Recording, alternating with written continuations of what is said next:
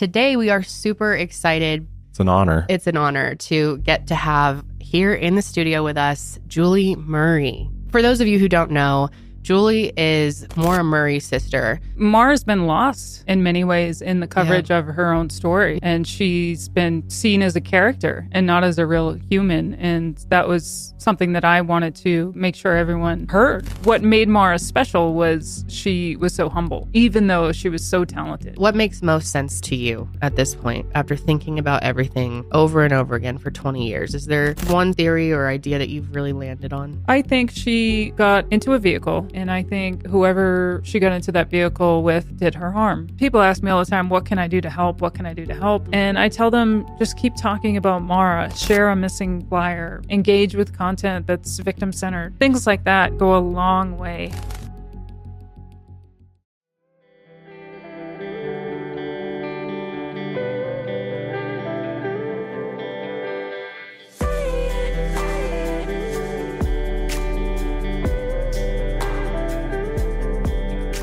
Hey, what's up, everybody? Welcome back to Mile Higher Podcast, episode 289. And today we are super excited, and it's really It's an honor. It's an honor to get to have here in the studio with us, Julie Murray. Welcome to the show. Hey guys, thank you so much for having me. Oh my gosh, of course.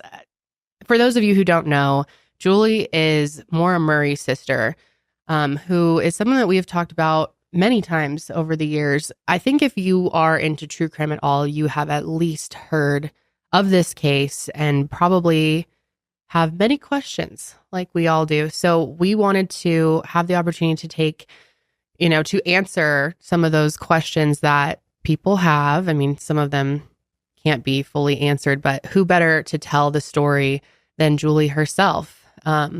Which also, I just wanted to quickly shout out, Julie has just come out with a new podcast called Media Pressure, which is excellent. It's so good. By the time that this episode goes live, I think episode 5 will be out. Right. It's excellent. So if you are looking for an overview on the case, I would definitely check it out. It's going to be 8 episodes total and then possibly a Q&A. Is that correct?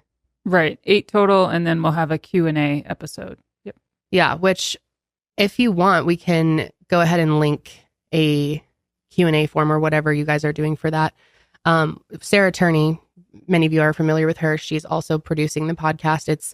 She just started her own media company called Voices for Justice Media, and this is the first of many podcasts to come. So today we are going to be going over the case. Obviously, we have talked about it many times. It was one of the first cases that I covered. So like I said, getting to talk to Julie here is really a kind of full circle moment for me. I never thought I would actually get to speak with you and hear everything from you. And one thing I wanted to point out is over the years, there's been endless coverage on this case, and there is a lot of misinformation out there, even from really reputable sources. So even in the past, when we've covered it, we haven't gotten everything completely right because we thought we could trust, normally reputable news sources, and that turns out to not be the case. So that's why we wanted to bring Julie here today to clear up a lot of that and, really bring the story to you guys in her own words. Yeah, I'm so happy for the opportunity to come on here and do some of that. I've gotten things wrong myself within my own sister's case. And as long as you have the ability and the awareness to self-edit and take accountability, and as better information surfaces, be able to change your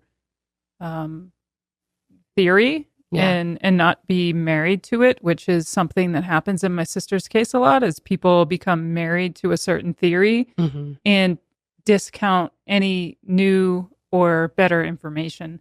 And so that's one of the things that I've dedicated myself in being more public to try to provide better information, more context, and get to some of the nuances of my sister's case, because you both know it's full of nuance. Oh yeah.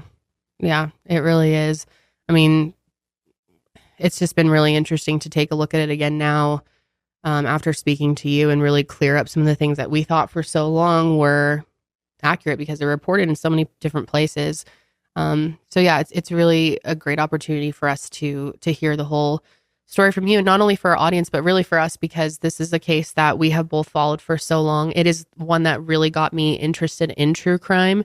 One that I've spent, not as many hours as you, but countless hours thinking about, and I just have endless questions. So I wanted to jump in here. Obviously, we don't have to go through the entire case, but as much as you feel comfortable with. Yeah, I was just thinking before we kind of jump into things. Sorry, I'm getting ahead of myself. No, you're good. I was just thinking, let's talk a little bit about the podcast, because I think that's really what you've done and what you've created and what we've listened to so far. I think it was eye-opening for me, because like you've been saying, there's a lot of things that have been misreported, and I think you're providing a valuable service to the public, a valuable service to your family, to be able to get out there and tell the story as it happened to you guys. And I think that's what was really missing from the information that was out there, is everything's kind of, information's come by random ways. Some ways we have no idea where this even came from. But now we're really getting the inside look at the Murray family and how everything unfolded, and to hear from your family members, your father, Fred, your brothers, and, friends and those close to Maura, I think it's going to do a lot of good for the case. And I think it's also going to right a lot of the wrongs that have happened in this case, because we're talking about a disappearance from 2004. So we're talking about the 20-year anniversary was just a few weeks ago. And so that's a lot of time.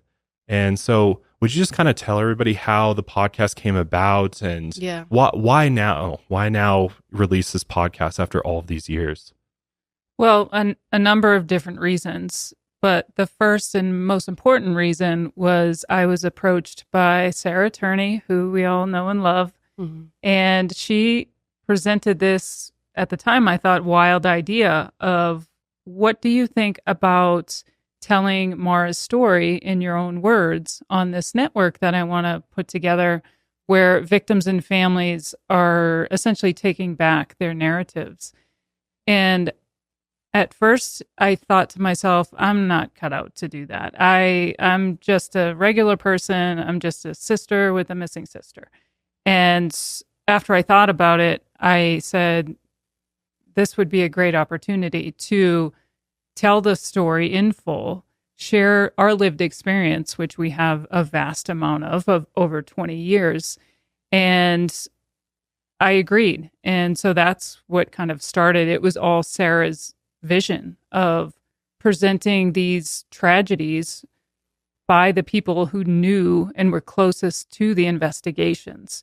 And I think what you're seeing is people are really, it's resonating with people, because what's missing in my sister Maura's story, after 20 years of coverage, endless coverage, is who she really was. Mm-hmm. And I'm the only one, and my family are the only ones that can tell the stories about what she was really like.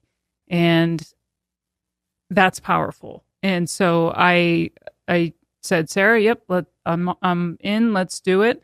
I didn't know at the time exactly what I was getting myself into with all the work that goes on behind the scenes in creating a podcast.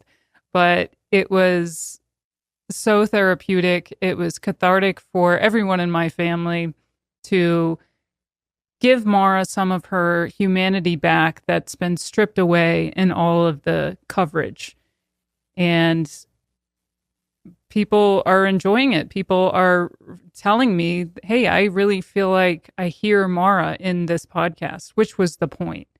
So that's kind of the origin of how Media Pressure started. And I'm just so excited because Maura is season 1, and there'll be other seasons that will cover other cases told by the ones that knew the victims. Yeah, that's what I really enjoyed about it too. Having followed so much coverage on it over the years, it was so nice to hear more about Maura and the person that she was, hear little stories, hear from her friends, hear from all of your family. I mean, that's what was so interesting to me. Right. And Maura's been lost in many ways in the coverage of her own story. Yep. and she's been seen as a character and not as a real human. And that was something that I wanted to make sure everyone heard who the real person was at the center of this tragedy. And also to share some of my lived experience, because I've been in this for 20 years now, and I've learned a lot. I've made a lot of mistakes, and sharing that with the world and being vulnerable is powerful. And, it might just help the next family navigating a tragedy. No, I think it definitely will, because like we were talking about earlier today, there are so many families out there who have just been thrown into this world, never thought they would be in this situation and don't really know how to navigate. So I think it's really important to hear from people like you and from Sarah and so many others who have already navigated, tried to figure it all out, and have learned so much along the way, and sharing that information and getting to look up to you, I think is really valuable for so many families out there, more than you can even imagine. Yeah, I mean, when you have a tragedy strike, you don't get handed a guidebook. Here are the things that you should do. Here are the things you shouldn't do. Right. Well, I've been there, done that. I've already made all those mistakes. And so hopefully I can reach the next family and help them navigate, because you don't know what you're doing. You're just doing the next thing. Yeah. And well, how can you in that moment? I mean, your focus is on what just happened to your family. How can you think about all of these other things that are unfolding that you've never experienced before? It seemed, I can't even imagine how overwhelming that experience was for you and your family. And to try to, you don't have time to think about like, oh, is this person trying to like take, are they really trying to help me, or are they trying to get something from me? And so I just want to commend you for, it takes a lot of confidence and really just bravery to put out this type of personal experience and story out to the internet, to the world, and kind of open your family up to whoever's out there, listening. I think that takes, not everybody can do that. Not everybody's comfortable doing that, but I think it's amazing that you guys, you're like, you know what? Screw what everybody else thinks. Like, we're going to get this out there. And because at the end of the day, this is about Maura, this is about her story, and that's what matters. It's not what everybody else thinks. And hopefully, the goal of this is to hopefully drive more leads, tips, things like that. And ultimately, we're all hoping for some sort of resolution in her case, as I'm sure you guys are. So, yeah. And it's already paying off. Within the release of the first 2 episodes, we're getting tips in. We're getting viable tips. That's crazy. After 20 years. Wow. Yeah. Incredible. On a cold case, we're getting tips because people are realizing that this isn't going away. And also, over the course of 20 years, relationships change, loyalties change. People are seeing the coverage, hearing my family and those closest to the investigation speak, and realizing, hey, that little thing that I thought was insignificant, I'm going to just report it just in case it's that missing piece to this puzzle to help get resolution. And arguably one of the most well-known missing person cases ever. Yeah. So that's a really great point, and why it's so important, no matter how long the case has been cold, right? To continue talking about it, because time does change things. I mean, it changes things on the investigation side of things, as well as, like you said, with people. Like, people change, their relationships change. So how they felt in 2004 might be far different than how they feel now. And maybe they've been withholding information because of X, Y, or Z, and now they feel comfortable sharing that with authorities. And that could just be that missing piece, as you said. So yeah, that's super important. I mean, that's why we, as a show, have really tried to focus on the unsolved cases, because we've learned that it is so important to keep talking about these cases for those very reasons. So, and obviously you guys are really connecting people to Maura, and that's what I think really, really helps, is when people feel more connected to the victim and they feel like, oh, okay, I know more about her than just the mystery surrounding her disappearance. I think everybody's gotten so wrapped up in, it's almost this lore that exists around the case, which is so bizarre. I understand why it happens, because, the media and, Investigation Discovery and, all of these media outlets really kind of focus they're like, spend 5 minutes on her backstory, and then it's like the rest of the episode's about the mystery and who could have been involved and theories and things like that. So it creates this almost fantasy environment that everybody gets sucked into and focuses on that. But you guys are focusing on that, but also going back and really letting people see an inside look into your family, really, and what it was like growing up with her. So I think that's really cool.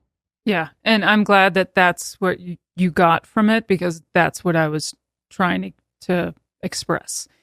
And one thing I'll add on that is the way to warm up a cold case is to get new leads and tips. And so this is just another avenue that we're finding is helpful in that, because it's already happening. We're getting leads and tips, and that is what we need for a cold case. In all cold cases, yes, we need awareness. We don't want Maura to be forgotten about. She's not going to be, but we also need something to pursue. And so we're seeing that now, which is incredible. And there are a lot of things being done behind the scenes on the case to this day. So I don't want people to have the idea that this is just unsolvable, because it's absolutely not. We could really see the answers that you guys so desperately want at any time, and you can never give up hope. Yeah, that's so true. I believe the case is solvable. This is just the tip of the iceberg on what we're doing. We're doing as a family with professionals a ton of stuff behind the scenes, and we've always been doing that for 20 years. Just some of it's not responsible to put out there on social media. Yeah. And that's fine. But we're pulling out all stops, and this is just another avenue, and it's working so far. Did you ever, before you decided to do the podcast, did you go to law enforcement and the authorities and be like, hey, I'm going to do this. Is this going to be an issue for you guys? I did. I went to the lead detective. I told him, I want you to hear it from me before you hear it from anybody else. And this was probably only 2 months into me doing the research for it. He looked me in the eye and said, if I was in your position, I would be doing the exact same thing. And I said, got it. I've got work to do. I got to go. That's awesome. Yeah. That's actually, I feel like that doesn't always happen where the authorities don't want that kind of attention. Oftentimes. On cases they're working on. But that's really cool to hear that he gets it. And I think more law enforcement agencies are starting to understand, like, we've got to embrace social media. We've got to embrace, all these new forms of media and not look at it as like a negative, and rather let's utilize it as a positive. I mean, a lot of agencies use it to connect with the public, trying to rebuild that relationship between the public and police, which I think is really cool, but also utilizing it as a tool to drum up new information and tips, I think it's just a no-brainer. It just is like, why wouldn't you do that? Right? Are they going to participate at all in the podcast, or are they kind of, because it's active, they're like, there's not much we can say type of thing? Oh, I asked them. Yeah, I'm sure you did. I asked them. They politely declined, which is fine. But they can't really say too much, because it's still an open, active, missing person case. So yeah, it makes sense. So I guess we should dive into who Maura was a little bit, and this is going to be very kind of more conversational overview of the case to kind of give you maybe the information to then go to media pressure and get the real inside scoop on everything, and hear from the family. I think that's the most interesting thing about the podcast, especially your father. I just was like so drawn into. I love listening to your dad. He just makes you feel like, as a listener, I just kind of feel like, oh, I'm kind of part of the fam. He's got that very likable way of speaking, and he just seems like a amazing guy. So so that's kind of the plan for today. Is hopefully we'll give you enough information in case you haven't heard the case, and get some additional insight from Julie. But ultimately, once you're done listening to this episode, head over to Media Pressure. Make sure you subscribe, follow over there, and start from episode 1 and start working your way through. You'll probably binge it in a day like we did. So it's that good. So. Really good. Should we dive in? Yeah. Okay. So I want to talk more about Maura. I want to talk about her background and, who she really was. I think, there's the majority of people out there want to hear that information. Of course, there's people that, they just want to hear the case and blah, blah, blah. But we find it incredibly valuable, especially, as podcasters, but also as listeners, to feel connected. So I wanted to just kind of hear from you about what she was like growing up. She was born May 4th, 1982, in the small town of Hanson, Massachusetts, to your parents, Fred and Lori.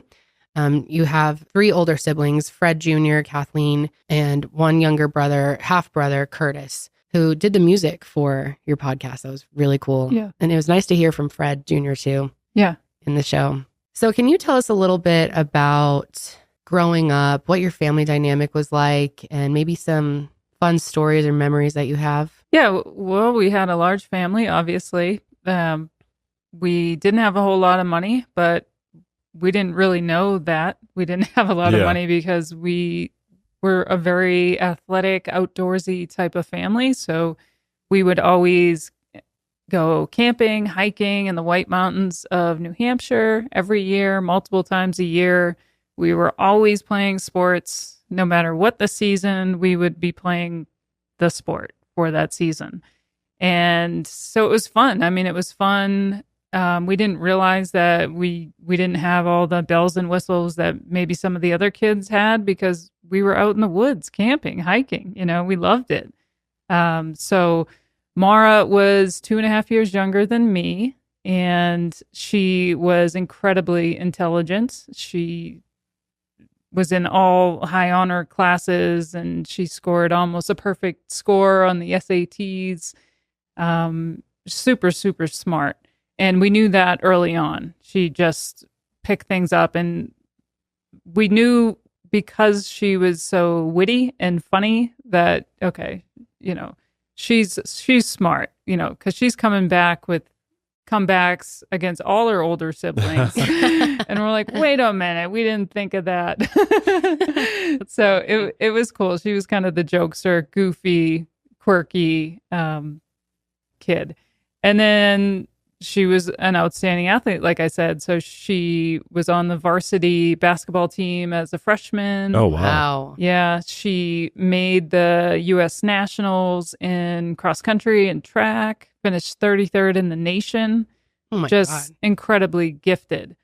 But what made Maura special was she was so humble. Even though she was so talented, she was so humble. Even with me, I'm the older sister. You'd think that she'd throw it in my face about how smart she was or how she's beating my times at the same age. But no, I mean, she was my number one fan. So that was cool. And eventually my parents got divorced. And so we didn't see my dad as much, although he became our chauffeur. So we would see him probably more than we should have because he was picking us up from practice because my mom worked the 3 to 11 shift as a nurse. And then he was always involved with coaching in some capacity. So he was always around. And that was good to have such an engaged father after a divorce. Yeah. Yeah, so that was definitely special. And so we were all very close. It was just a lot of fun growing up. We came from a really small town.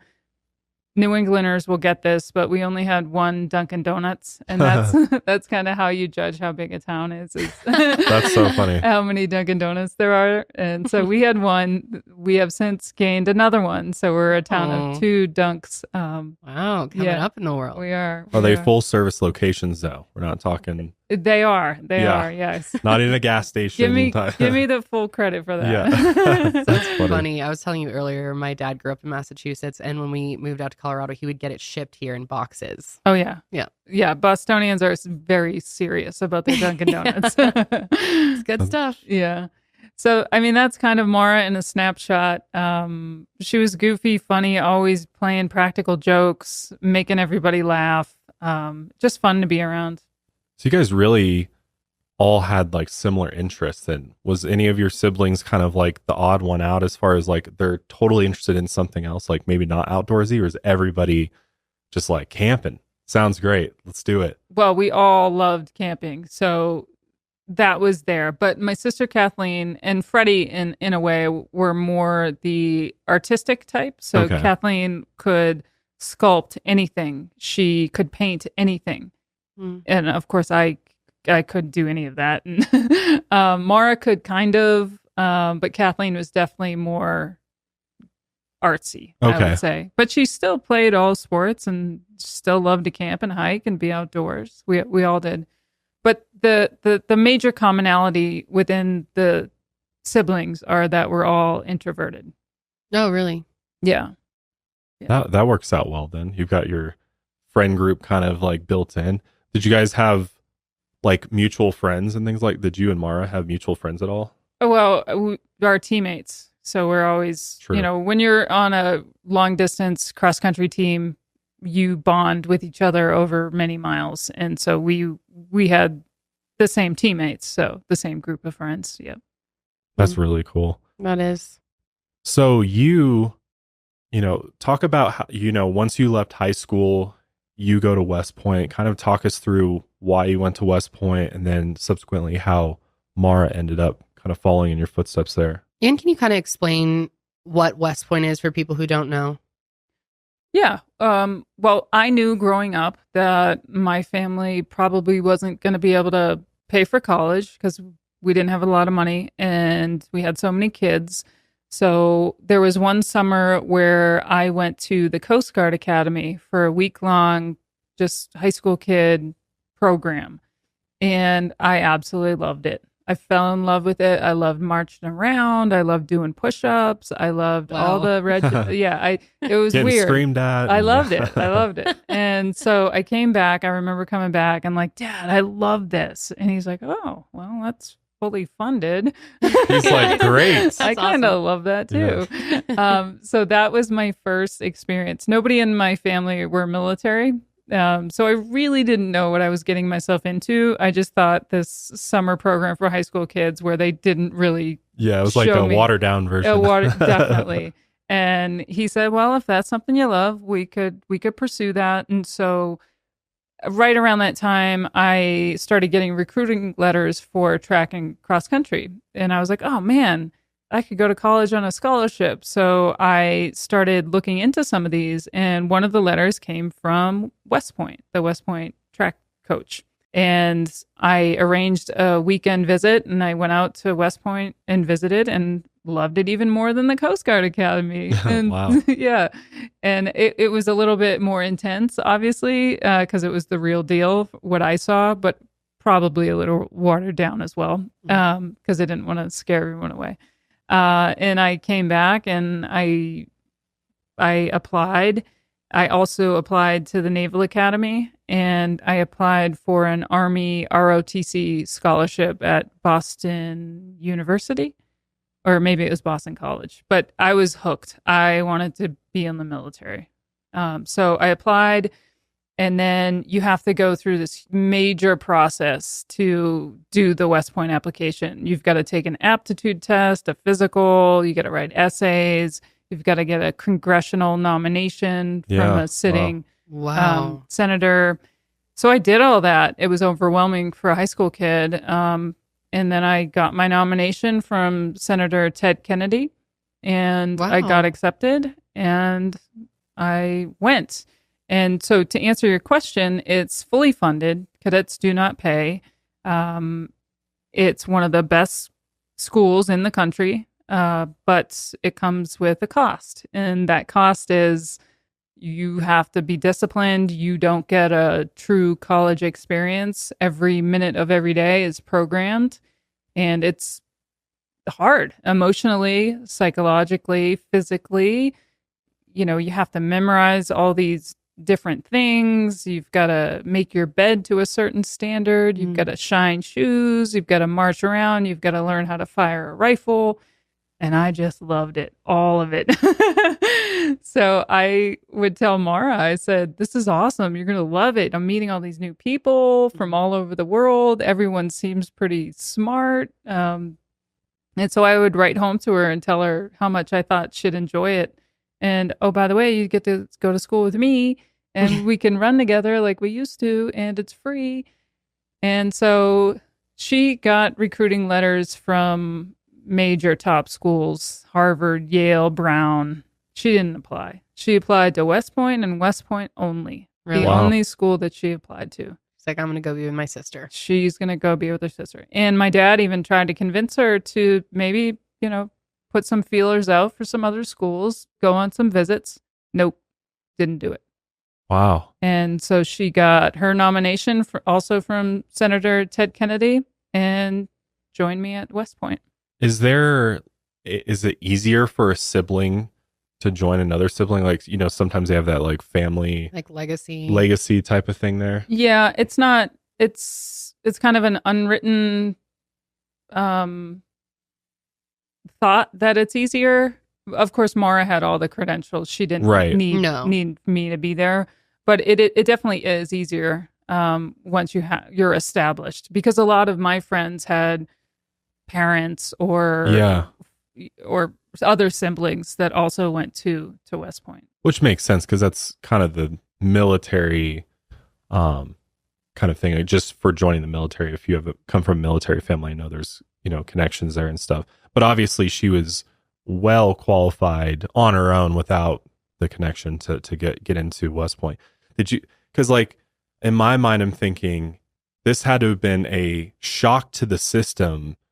Your first day at West Point. Were you guys growing up like pretty organized? Like, did you feel well prepared going to West Point, or was it just like a rude awakening for you?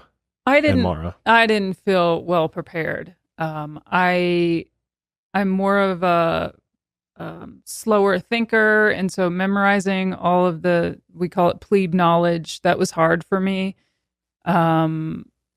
Like learning how to shine shoes, you get it. You get classmates that had other family members in the military that could show you the ropes.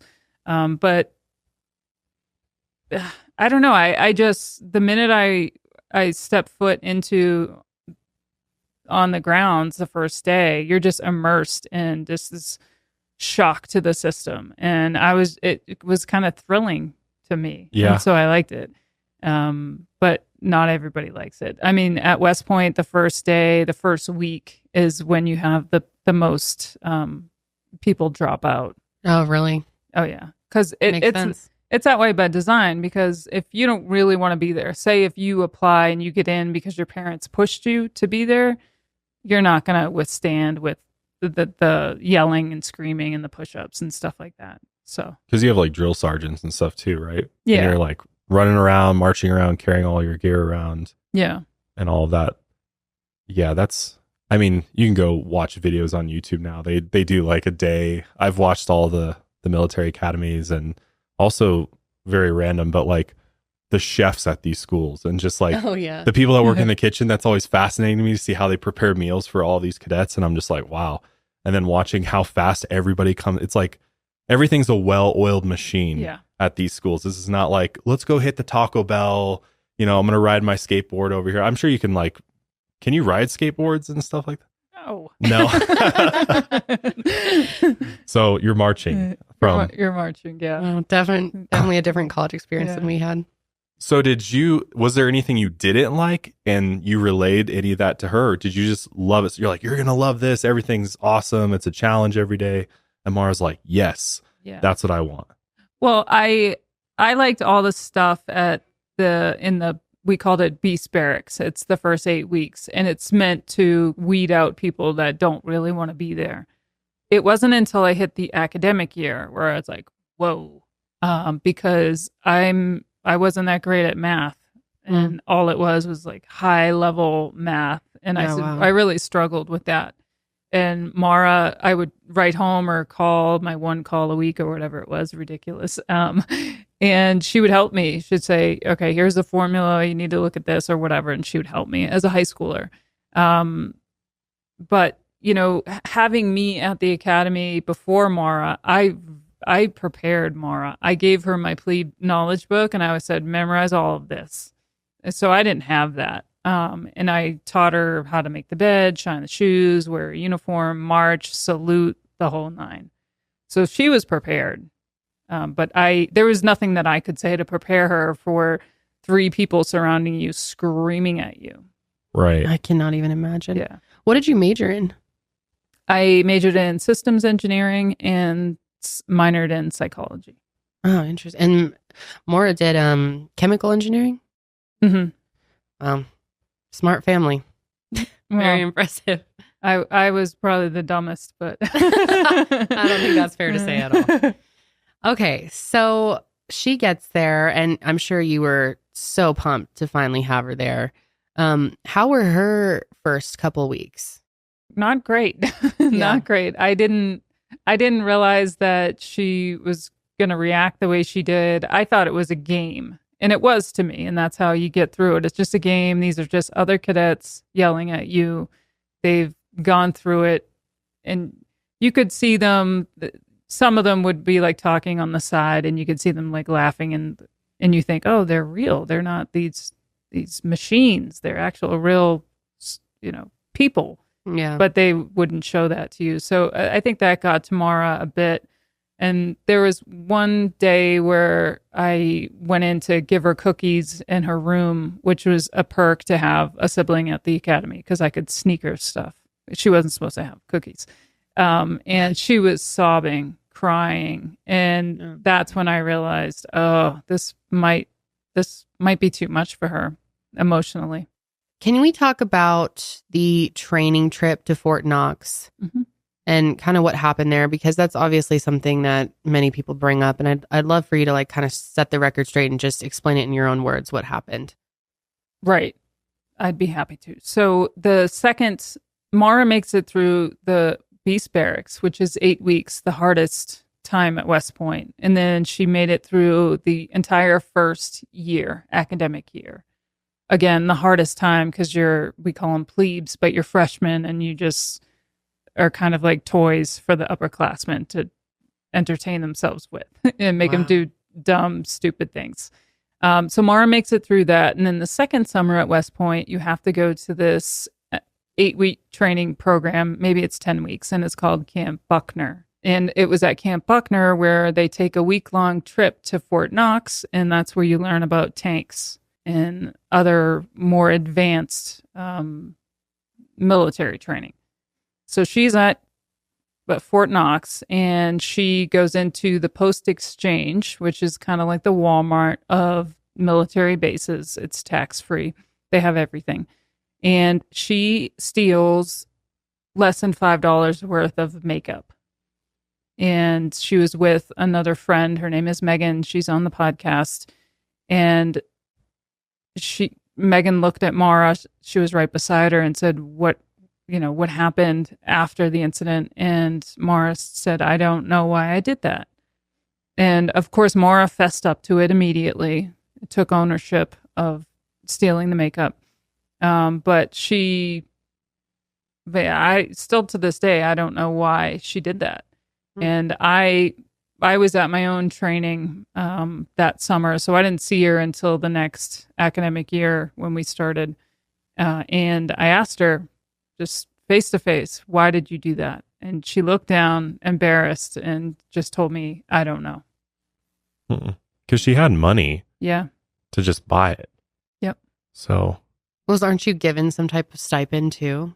Yeah. Cadets are given a very small amount, but enough to like buy sodas and some food and stuff. Yeah. But she had the money. Did she ever steal prior, like even throughout her childhood as like a kid, like steal anything? Or is that literally the first time you'd ever heard of her stealing something? I mean, she may have, but not that I was aware. Sure. It was when I learned that, I was like, whoa, what are you doing? Yeah. It was way out of character. Especially from the post-exchange, like right. Full well knowing the risks involved with that. And obviously there's disciplinary action. You have to go before a committee and all of that. Like it's a pretty big deal to come into defense like that, especially over something so small. Mm-hmm. Did you kind of get the impression at that point that there's something else going on, or, obviously she was kind of struggling through school, the academy, and having a rough time. Did you feel like that was part of it? Like maybe she just was kind of just not thinking or going through something, like a way out. I know you kind of mentioned that. Yeah, it was way out of character for her. There was no reason for her to do that. I thought it could have been, this is just my opinion. I get beat up for this all the time, but I think it could have been that was her way to have an excuse to leave without outright quitting. Yeah. And what's interesting is I was just in contact with another one of Maura's classmates who struggled at West Point and also had disordered eating. And she told me that was a symptom, another indicator of losing control is not only disordered eating, but also those little petty theft type things. So that may have contributed to it. I don't know exactly when Maura's eating disorder started, but I'm assuming it was around that time.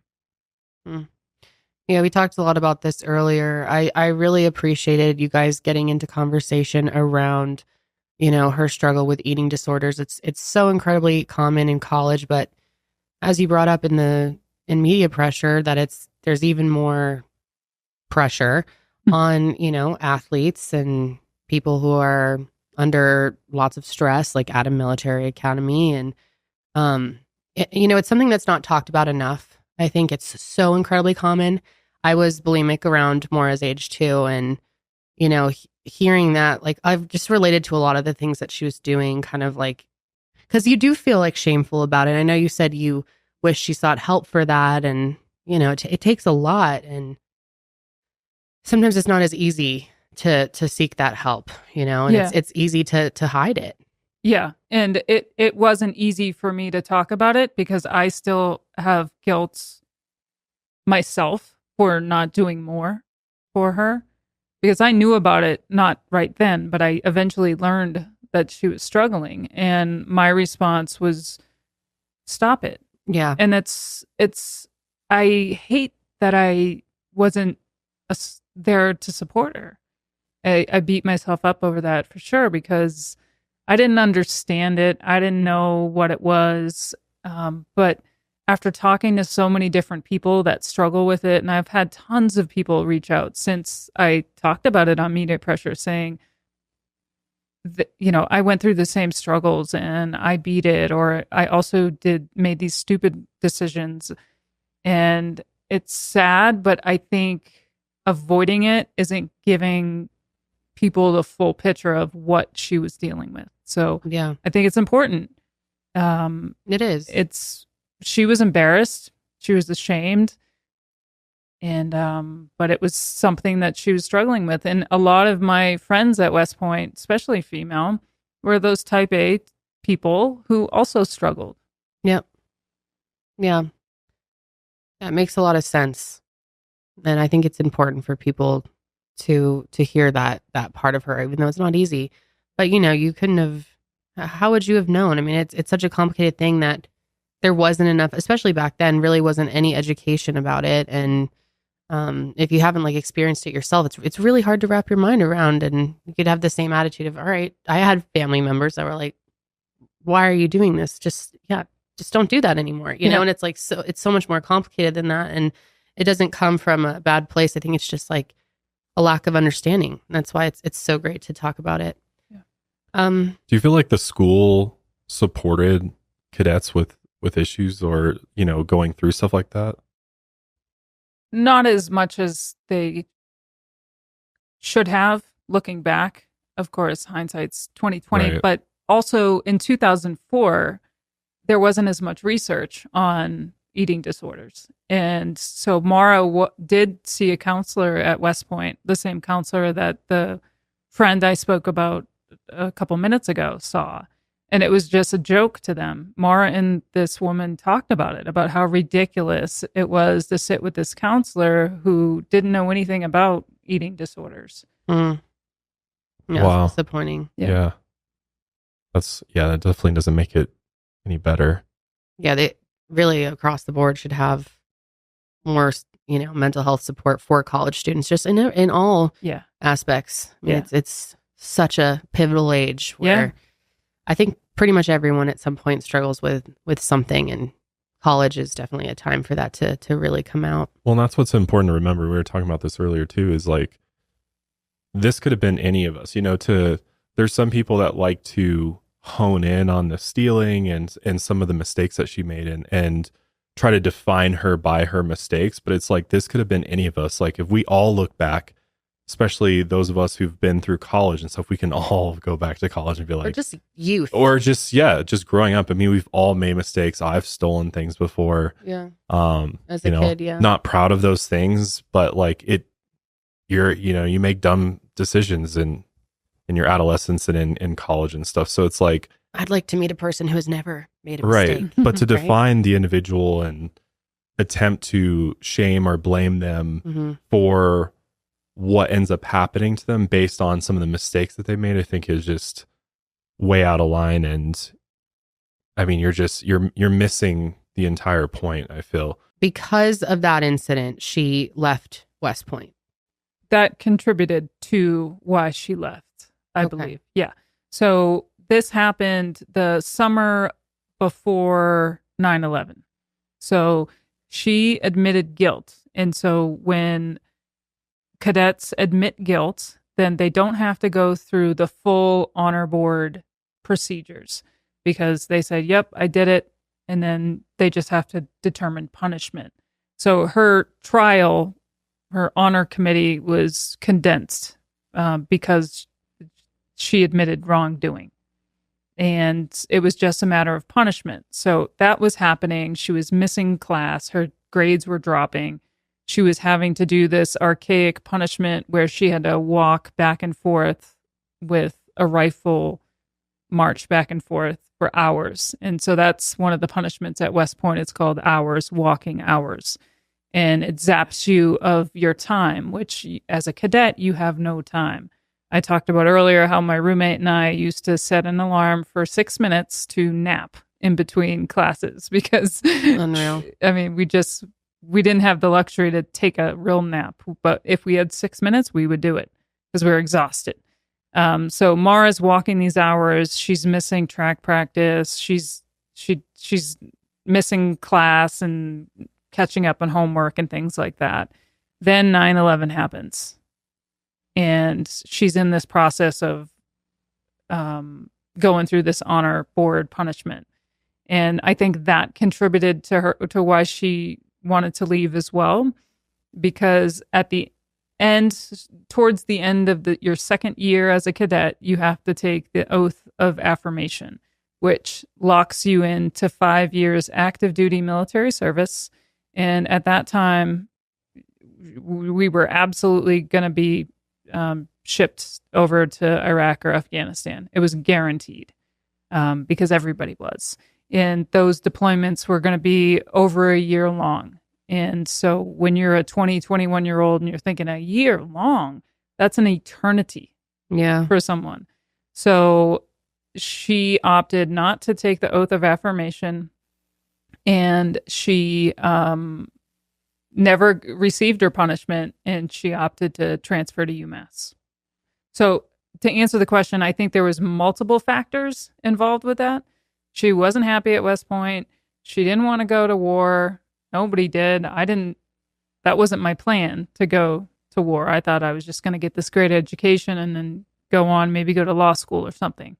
Nope, didn't happen. But I had already taken the oath, so I was locked in. If you take the oath and then decide to drop out, then you have to pay back your time. Okay, I was wondering about that. So you do have to pay it back if you exit early. If you exit early, you pay it back, or you have to join the regular army as an enlisted soldier and pay back your time that way. Oh, wow. Which, you don't want to do. You don't want to do that. So she was already, and she was struggling with this eating disorder. She wasn't happy, so she decided to leave.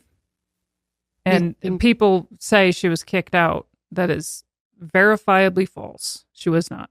Yeah, that's been widely misreported. Yeah. I was under that impression for a while.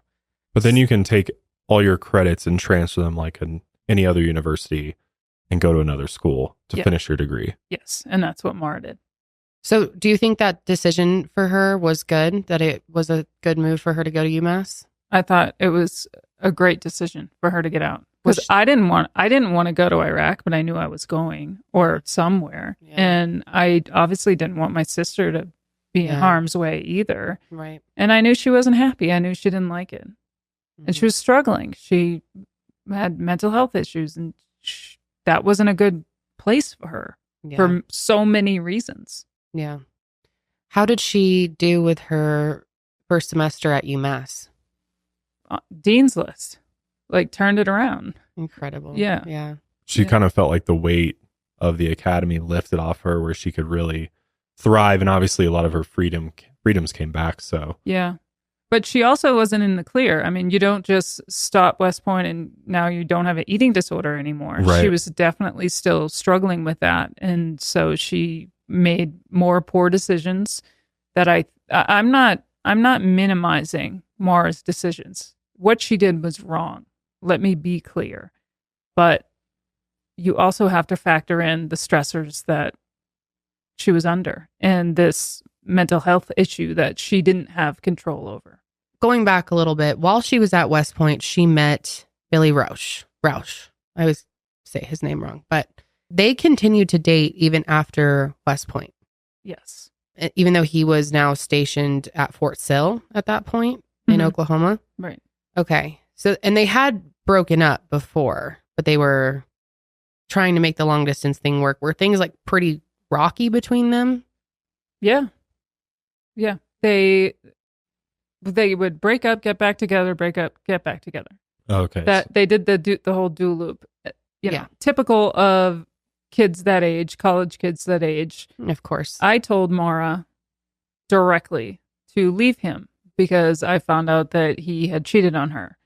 And she tried to make it work anyway. Mm-hmm.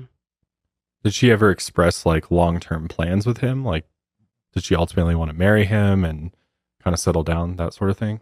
Yeah, they had talked about Maura getting a nursing job because nursing jobs are very transferable. So it made sense in her mind, I think, that if she was a nurse and Bill got stationed somewhere else, that's probably one of the best careers you could have because you can work at a hospital and they're everywhere. So they did talk about that. And there was talk about being engaged. That they were not engaged. But I do believe that they discussed it. Okay. What did your dad think of Bill? My dad thought that Bill, well, he described him as a used car salesman. Bill liked to talk a lot. So Bill was a talker, and I didn't particularly like that. And he knew it, and everybody else knew it because I told them to include Maura. But my dad didn't have any reason to not like Bill.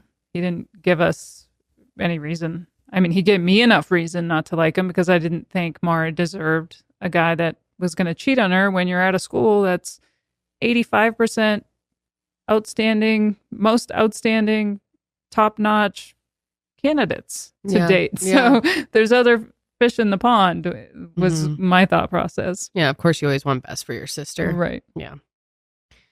So then going forward a little bit here, Maura did find herself in a little bit more trouble in fall of 2003.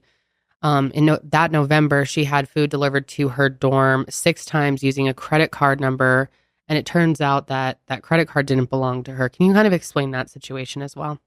Right. She stole somebody else's credit card to order large quantities of food late at night, which is just so typical of someone struggling to not only order food late at night to kind of mask the shame of it all, but also the quantities in which she was ordering was way more than one person. Mm-hmm. If you add up the total charges, it was still relatively low. It's not like she was stealing hundreds of dollars, but it was wrong and she got caught doing that. And then she was put on 3 months probation But I think it's important to note that when she was confronted about doing this, she, like she had in the past, she totally owned it. Mm-hmm. She admitted it. She always did. Yeah, it says a lot. Yeah. Yeah, she could have denied it and said, I don't know. Right. It does count for something. Yeah, it does. And I actually, this was interesting. I got a message from the woman whose credit card she used. Really? Yeah, and she follows the case, and she was very, very kind. And she told me that she didn't want to file a police report, but in order to get the amounts that was used back, she was forced to file the police report. So she had some sort of guilt for doing that because she was thinking, as we all have gone through this, where we blame ourselves, and she's saying, well, if I didn't do this, maybe she wouldn't have gotten in the trouble. And I was just like, no, you did what you were supposed to do. Yeah. But it was just nice to hear from her. Yeah, I'm sure. Mm-hmm. Probably been nice to connect with a lot of the people over the years who, had some part of this in some way. Yeah. It seems like you've been able to connect with quite a few people. Yeah. And she turned herself into the police. Is that correct? Well, the police showed up at her dorm room, which is kind of odd that people say it was like a sting operation for like a pizza. Yeah, what? I've never heard of that before. Yeah, the police showed up and knocked on her door. I don't know if they were dressed as the delivery person or what, but she answered the door and the police, said, what are you doing? This isn't your card. And she owned up to it. Yeah. So did you ever talk to Maura about that whole incident? No, I didn't. I wasn't aware of it. Okay. When did you become aware of it? Not until after she disappeared. Okay. And Maura hated to disappoint me as an older sister. And I was by the rules. I, like to follow the rules. I like structure. So she would know that I would have said, what the hell are you doing? Why did you do that? Yeah. Right. Mm-hmm. Well, it seems like she really never wanted to disappoint any of your family, but she really looked up to you and didn't want to let you down in any way. Yeah, she did.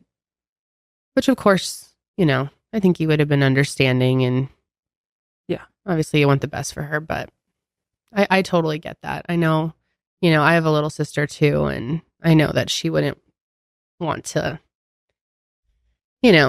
disappoint me in any way. Yeah. So it's an interesting dynamic. But okay, so let's fast forward here and talk about her disappearance. There's a lot to go over here, so I want to make sure we get through as much as we can. So that brings us to February 5th, Thursday, and Friday, February 6th, 2004. Maura had finished the fall semester and went back to school after winter break. On Thursday, February 5th, she was scheduled for a late night shift at the security desk at Melville Hall, which was near her building, Kennedy Hall. Now, was that something she volunteered to do, or was it kind of like an RA type thing where you get like credit towards school, or was it just a paid job? It was described to me as a job where she got paid, but she could also do her schoolwork on the job. Yeah. And so for somebody like Maura, who, her schoolwork was important to her, like I said before, she was on the dean's list. A job where you could do your homework kind of is like killing two birds with one stone and get paid for it. So how long would these shifts be, and how late would she end up working? They varied based on the day because UMass had different hours where these shift workers worked. And this shift would take her to 1 a.m. Wow. I believe. I believe. Yeah. Okay. So the first several hours of that shift were pretty uneventful, just taking a few calls on her personal cell phone. And then at 12:40 a.m., right before her shift is supposed to end, she took a call on the security desk phone. And what we know about this mysterious call is UMass police detective Brian Davies told the, is it Caledonian Record? Yes. Yes. in an article that was printed on February 27th, 2004, that his department was actually able to track the phone call, saying, quote, "We know the location. We have not been able to identify whom she was speaking with." And that maybe indicates that the phone call was upsetting, most likely from the dorm line. That's what I believe. So let me back up and give a little bit of more clarity here. So Maura was at the desk. She takes a call from my sister at 10:10. She talks to my sister Kathleen for 28 minutes. And after the disappearance, Kathleen said Maura didn't seem upset. Kathleen did share that she had relapsed. So Kathleen had issues with alcohol, and she had been to a rehab center, and her fiance got her from the rehab center and took her directly to a liquor store. Unbelievable. I don't need to say any more about that. That probably would have upset Maura, but not to the degree to which she was unresponsive later on in the night. Then we know that she took another call about 12 midnight, 6 minutes past midnight, from her boyfriend, Bill. And I've asked Bill, and he said nothing about that call stood out to him. And Maura did not seem upset. And then shortly before 1 a.m. is when Maura's supervisor was notified that something was wrong with Maura, and she was unresponsive at the desk job at Melville Hall. And so she wasn't actively doing her job because she was upset. So she wasn't checking people in. People were just coming and going. So we've always been trying to identify the source of what made her so upset. Yeah. And so in talking to my sister Kathleen and in what Bill says, it doesn't seem like either of those two calls Maura was upset. So I'm not sure about the 12:40 timestamp about when the dorm phone call happened, but we do know that there was a dorm phone there, and Maura probably took a call from somebody else. And that may have been what caused her to be so upset. But to this day, we still don't know who it was. And like you said in the Caledonian Record article, the UMass police identified the location of that call, but not who it was. So that's still a big question mark. What made her so upset to where she wasn't able to respond the Thursday before she went missing? And I still can't answer that.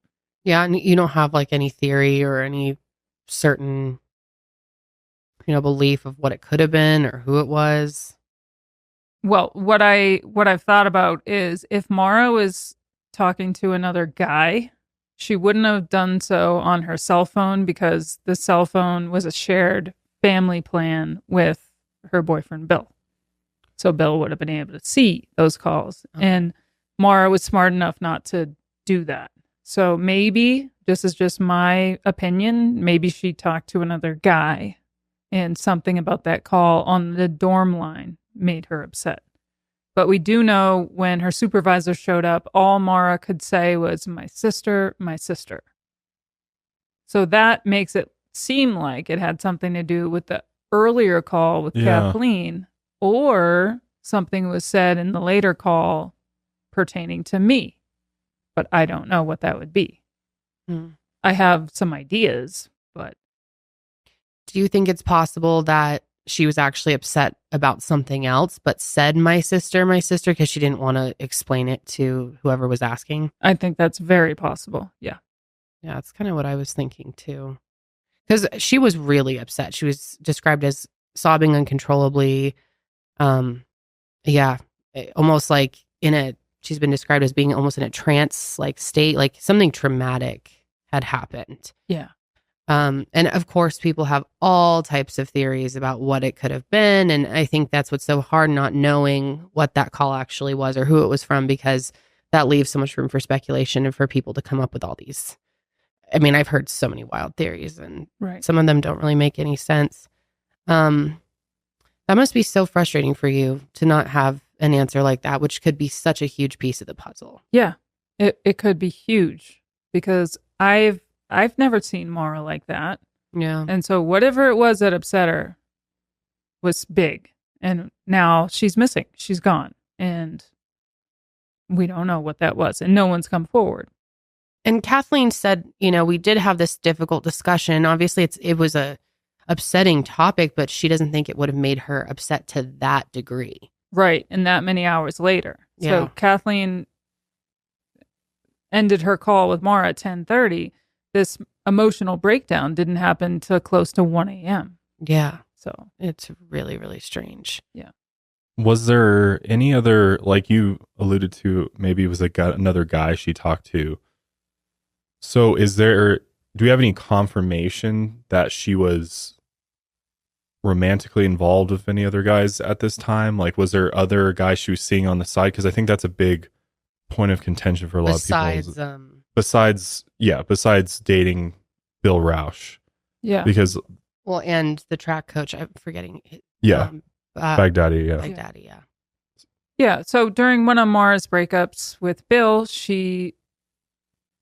and this isn't 100% confirmed, but it's been said that she had a romantic relationship with the assistant track coach, who was a grad assistant. So people have kind of made him seem like this older guy, but he was a 22, maybe 23-year-old graduate assistant, not married.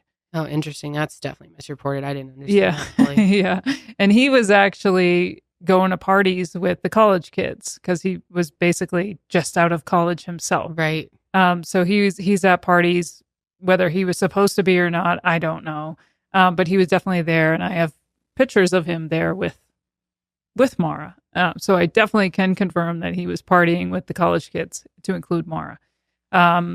So there's this romantic relationship that she had with him during one of the breakups. I know Bill has said that during their breakups, he was with other women as well. So they were definitely not exclusive in that way. So she could have been pursuing someone, or someone was pursuing her. I don't know who it is, though, who it was. And again, why would that make her so upset to this point that she's unresponsive? That is very weird. Yeah, it is very weird. But I like to remind people, we're talking about a 21-year-old True. woman Yeah. who could easily... I got upset about so many things that are so insignificant now that I have all these years to look back on. Like, why was I so upset over this one incident or this one issue with this guy back when I was 21? It meant nothing. Totally. But when it's magnified by how naive you are at that age, it could have caused her to be upset. Mm-hmm. Absolutely. So do you think there's a possibility maybe we're reading too much into that, and that is completely unrelated to her disappearance? Or do you really feel that this is kind of that trigger moment that kind of starts everything off? Oh, I think it's important. I think it's very important. I think whatever that was had some sort of role in her decision to leave UMass on Monday when she disappeared.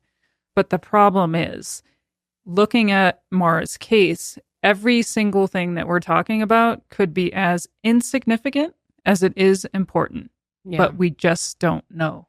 Yeah. So that's why I think it's important to not completely rule anything out and keep everything on the table. I disagree with my dad in many ways, in terms of his initial focus was, what happened in New Hampshire. I've always thought that what happened at UMass is important. It plays into. And he's come around to that idea. Yeah. Sure. With a lot of convincing. Yeah. It makes sense, because I think a lot of it goes back to her mind state and where she was at. Yeah. Because her actions are clearly affected by the way that she's feeling internally and what she's dealing with. Because otherwise, if you discount that completely, it makes absolutely no sense whatsoever. Right. As to why she'd end up where she does. Yeah, that's so getting that's a great way to look at it. Back to the timeline a little bit. So after she is having this emotional episode, Karen tells Maura that she can go home early. She walks her back to her dorm at Kennedy Hall, and she even offered to come up and talk to her. Maura said, I'll be okay. I have a roommate, that she was home. But this was a lie, and she actually lived alone. Do you think she just wanted the space, and so just like told her whatever in that moment so she could be alone? That's what I would have done. Yeah. As an introvert dealing with some sort of emotions, the last thing I want to do is sit and chat with somebody. I want to be alone. I think Maura was trying to unburden Karen by not and being polite. I believe Maura's response was a polite way to tell Karen that she needs some alone time. Yeah. Well, as far as anyone knows, she went to bed without talking to anyone else. And then that Friday, February 6th, was a normal day for her. It was pretty uneventful based on her phone records. We do know that school was canceled that day because UMass got hit with a snowstorm. Right. Okay. So then jumping forward to Saturday, February 7th, early that morning, your dad came and picked her up to go car shopping. So what was going on with her car? Maura had my dad's old 1996 Saturn. And after Christmas, between this weekend and after sometime in Christmas, Maura took a trip down to visit my dad in Bridgeport, Connecticut, where he was working a travel job as a nuclear med tech. And while she was driving from UMass, the car started bucking a little bit, and then it started smoking. And so she gets to Bridgeport and she says, "Dad, there's something wrong with the Saturn. It's not acting right." And so my dad takes it to a local mechanic down there in Connecticut and has him look at it. He tells my dad that it blew a cylinder, or it's down a cylinder. I don't know the technical term. But it seemed like a pretty big job, and he didn't think that he could fit it in the time that Maura was in Connecticut. So my dad said, "Okay, don't worry about it. We're going to get you a new car anyway, because you need a car that's reliable as a prerequisite for the nursing program." She had to have a reliable car. At that point, she had been carpooling. My dad decided, I'm not going to dump a bunch of money into getting this Saturn fix. That's not a good investment at that point. And he did not want her to drive that car. So he drove it himself back to UMass while Maura followed him in his new Corolla. And he put it in the back parking lot at UMass and told her, "You do not drive this car. We're going to get you a new one that's not safe." So that just illustrates how serious it was that my dad would drive it himself all the way back up to UMass. He did not want Maura driving that car. Yeah. Otherwise, he would have just put her back on the road, but he knew it wasn't safe.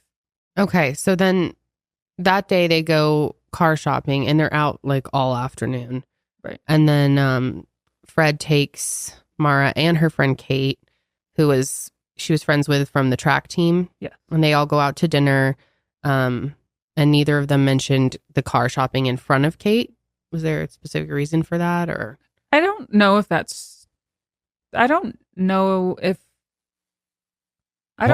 that. Yeah. Why wouldn't they? Like, why is that a big deal? It really even matters. It seems odd. Something that people kind of get. Yeah, it does seem odd. But the fact that my dad drove up there to go car shopping has been something that's been discussed so many times. Ad nauseum, yeah. But there is evidence that he was up there. I have a picture of one of the places that they went to from that day.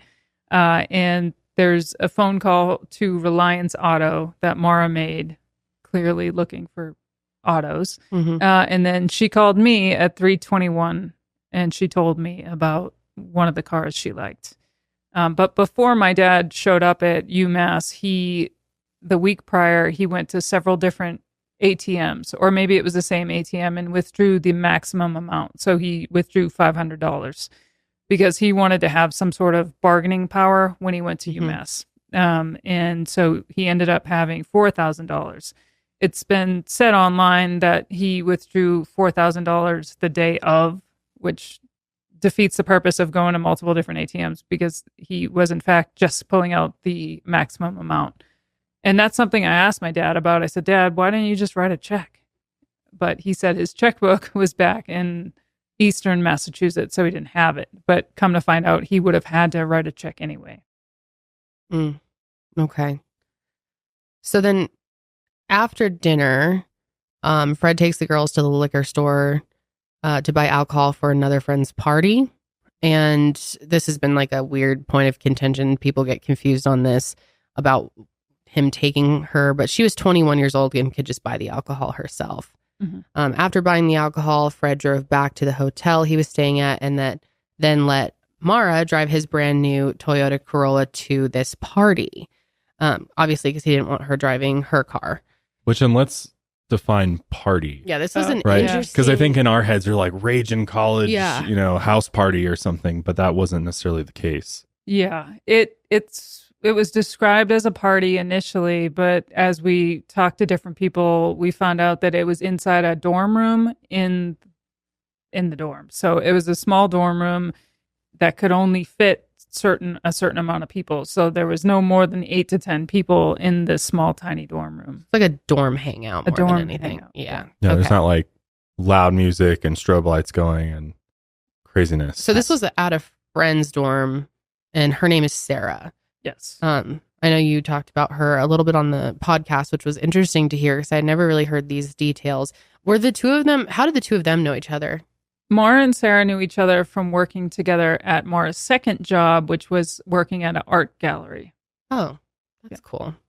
Okay, so the strange thing about, and I don't know if you want to get into all of this, you do go into it on media pressure, but we don't have to get into it here. But you've said that like you haven't really gotten a lot of information from Sarah, that she hasn't been really forthcoming about that night, and that there's a lot of questions that you have that you've never been able to get answers to.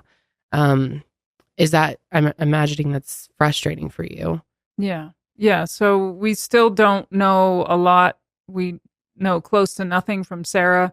She told my dad, in the one time that she spoke to my family, she told my dad she was asleep the entire time, and it was her dorm room. And ever since then, she's never responded to any of my messages or phone calls.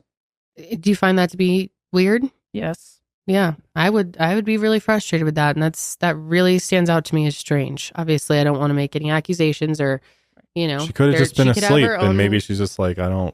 It's just hard to imagine that you could sleep in a dorm room party. I mean, it's like, what isn't it? Aren't the beds in the room? Yeah. So that's all very confusing. It's very confusing, and she's the host. Remember, she's the host of this gathering. Invites everyone over for a party and then goes to sleep with them all in the room. That just, lots of questions there. That's really frustrating. I hope maybe she'll come forward with more information one day. And maybe she has. I don't know what she's told law enforcement. That's true. That is true. Maybe she just doesn't want to speak about it publicly. Yeah. And in her defense, once you speak about my sister's case publicly, then you become a target for incessant harassment. Yeah. And that's understandable. Yeah. How many times have you tried reaching out to her over the years? Too many to count. Yeah. And you just never get responses. Mm-hmm. Well, maybe one day she'll feel comfortable enough to at least have a conversation. And I'd be happy if she told law enforcement everything. That's all I want. She doesn't need to tell me or anybody else anything. As long as she told the authorities whatever she knew or that she didn't know anything. That's all that we want.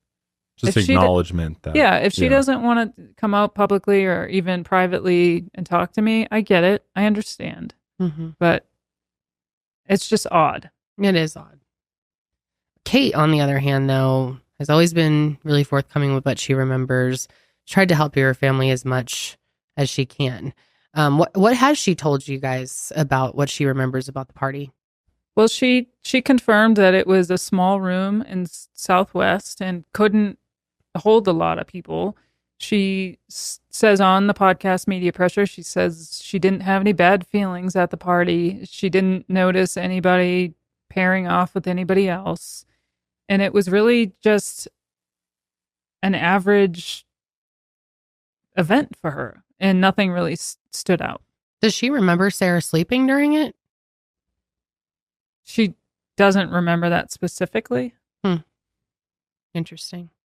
I assume they were having some drinks and, typical college. Yeah. College chill fest. Okay, so she likely left around 2:30, 3-ish in the morning to return your dad's car to the motel. Kate tried to get her to stay and return the car in the morning, knowing that she had been drinking, but she did insist on leaving. Is that all correct? Yeah. So around 3:30 a.m., Maura ends up running into a guardrail and totaling the car.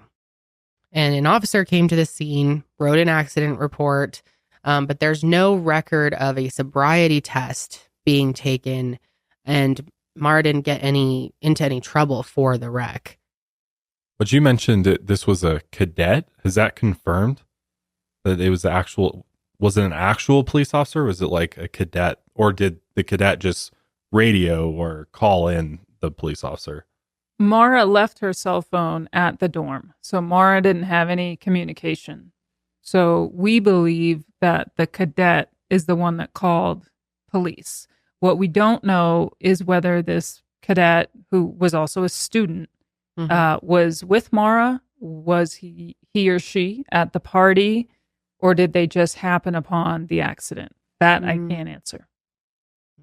Okay. Yeah, 3:30 in the morning. I definitely want to know. Right. Like, why is this random dude just happen to be there? Yeah, it's very confusing. So what was the extent of the damage to the car? Significant. Really bad. Really bad. Yeah, so it was totaled. And this was your dad's brand new car. Brand new car. Sure, he was like, dang. Yeah. Big dang. But he was, really, he didn't get angry at her for it. It sounds like he was pretty understanding, told her that the insurance company is going to take care of it. The car was towed. She ends up getting a ride back to the motel, and told your dad the next morning, because he was asleep when she got back. But that whole night is pretty confusing. I imagine it's still confusing to you to this day. Yeah. And one thing I want to add is Kate says that they left about the same time. That was about 2 to 2:30. Maura doesn't get into this wreck until 3:30. So there's some missing time. Yeah. And so what did she do in that time? Did she go back to her room? Did she go somewhere else? We don't know. We know that the crash happened in the direction of where my dad's motel was, but was she actually going to his motel? Because it makes no sense for her to go back to the motel. Was she planning to go somewhere else? Was this cadet with her? It's all just very mysterious. Yeah. I'm curious, because this car was so new, I assume, was this a new vehicle with like 0 miles? Was it a used vehicle that had some mileage to it? Because I'm curious if Fred ever looked at the mileage from when, or ever noticed like what the mileage was when he gave it to Maura, and then after that accident to look at the mileage. I know that's like really, I'm just thinking like that would be interesting to know what the mileage would be. Yeah. My dad would never pay attention to that. He wouldn't know that. Okay. I wish he did. I wish he kept a log. Right, I know. No, he didn't. But it was a new car, and he had driven it around. He had driven it, obviously, up to UMass a couple times. But pretty low mileage. It's pretty new. Okay. And to clarify, I kind of like jumped past this, but I do want to make it clear that Maura ended up sleeping in Fred's room that night, even though he didn't even realize that she had come in until the next morning. And he claimed he didn't let her into the room, and she didn't have a key to the room. So that's been all very confusing. There's some theories that maybe she slept a while in the lobby before the front desk would actually let her in. But in this case, your dad probably would have been woken up before someone was just let into his room. If like the hotel staff wouldn't just give her this key unless it was like specified beforehand. Can you make sense of any of this, or are you still confused too? Well, no, I've been able to confirm that she did sleep in the lobby for a little. So she gets a ride back in the tow truck, gets dropped off at the motel, and does sleep in the lobby and trying to gain access to the room. I don't know if she went and knocked on the door. I don't know if it was like an on-call situation at the front desk. I don't think it was manned 24/7. It was just kind of like a just a junky motel. Right. Yeah. Mhm. So I don't know if she had to like ring a buzzer or call a number, or I don't know how she got in touch with somebody to let her in. And I'm not sure exactly how, if that person gave her a key or let her in, or if her name was on the room. But she gets in, and we know that's the first time she had access to a cell phone. So then she calls Bill and is crying, and she was really upset that she crashed my dad's car. Do I think she told my dad about that accident right when she got into the room? Absolutely not. I wouldn't have either. Yeah, so same. She in the middle of the night, wake him up with that information. Yeah, not great. So she didn't tell him until later on in the morning. Okay, and then this call that she made to Bill was at 4:49 a.m. Yep, and he answered. So I have to ask, because I know there's people out there that are wondering. We don't know what was the cause of the accident. Well, we know that the police report says driver inattentiveness and that she slid on some debris in the road.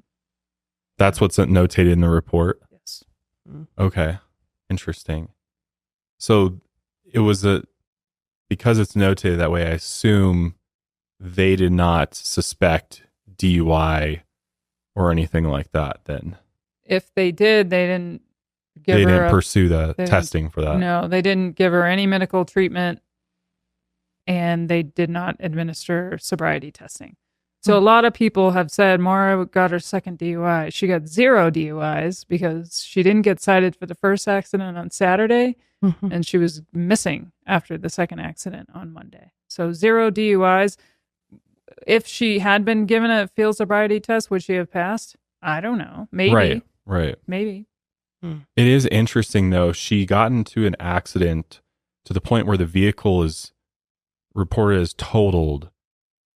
I would assume an officer, if he is arriving to a scene of an accident, the vehicle appears totaled, that they'd at least get paramedics to come out and check her out, just make sure she doesn't have any injuries before they just like, all right, tow the vehicle, hop in the tow truck and just leave the scene. Yeah. I find that all very odd, and I'm sure you do too. Yeah. That there's just this is all kind of like wrapped up very quickly, I feel like, for this type of scene. Yeah. I don't know. And I've said many times, I wish she got a DUI on Saturday, because chances are she'd still be here today.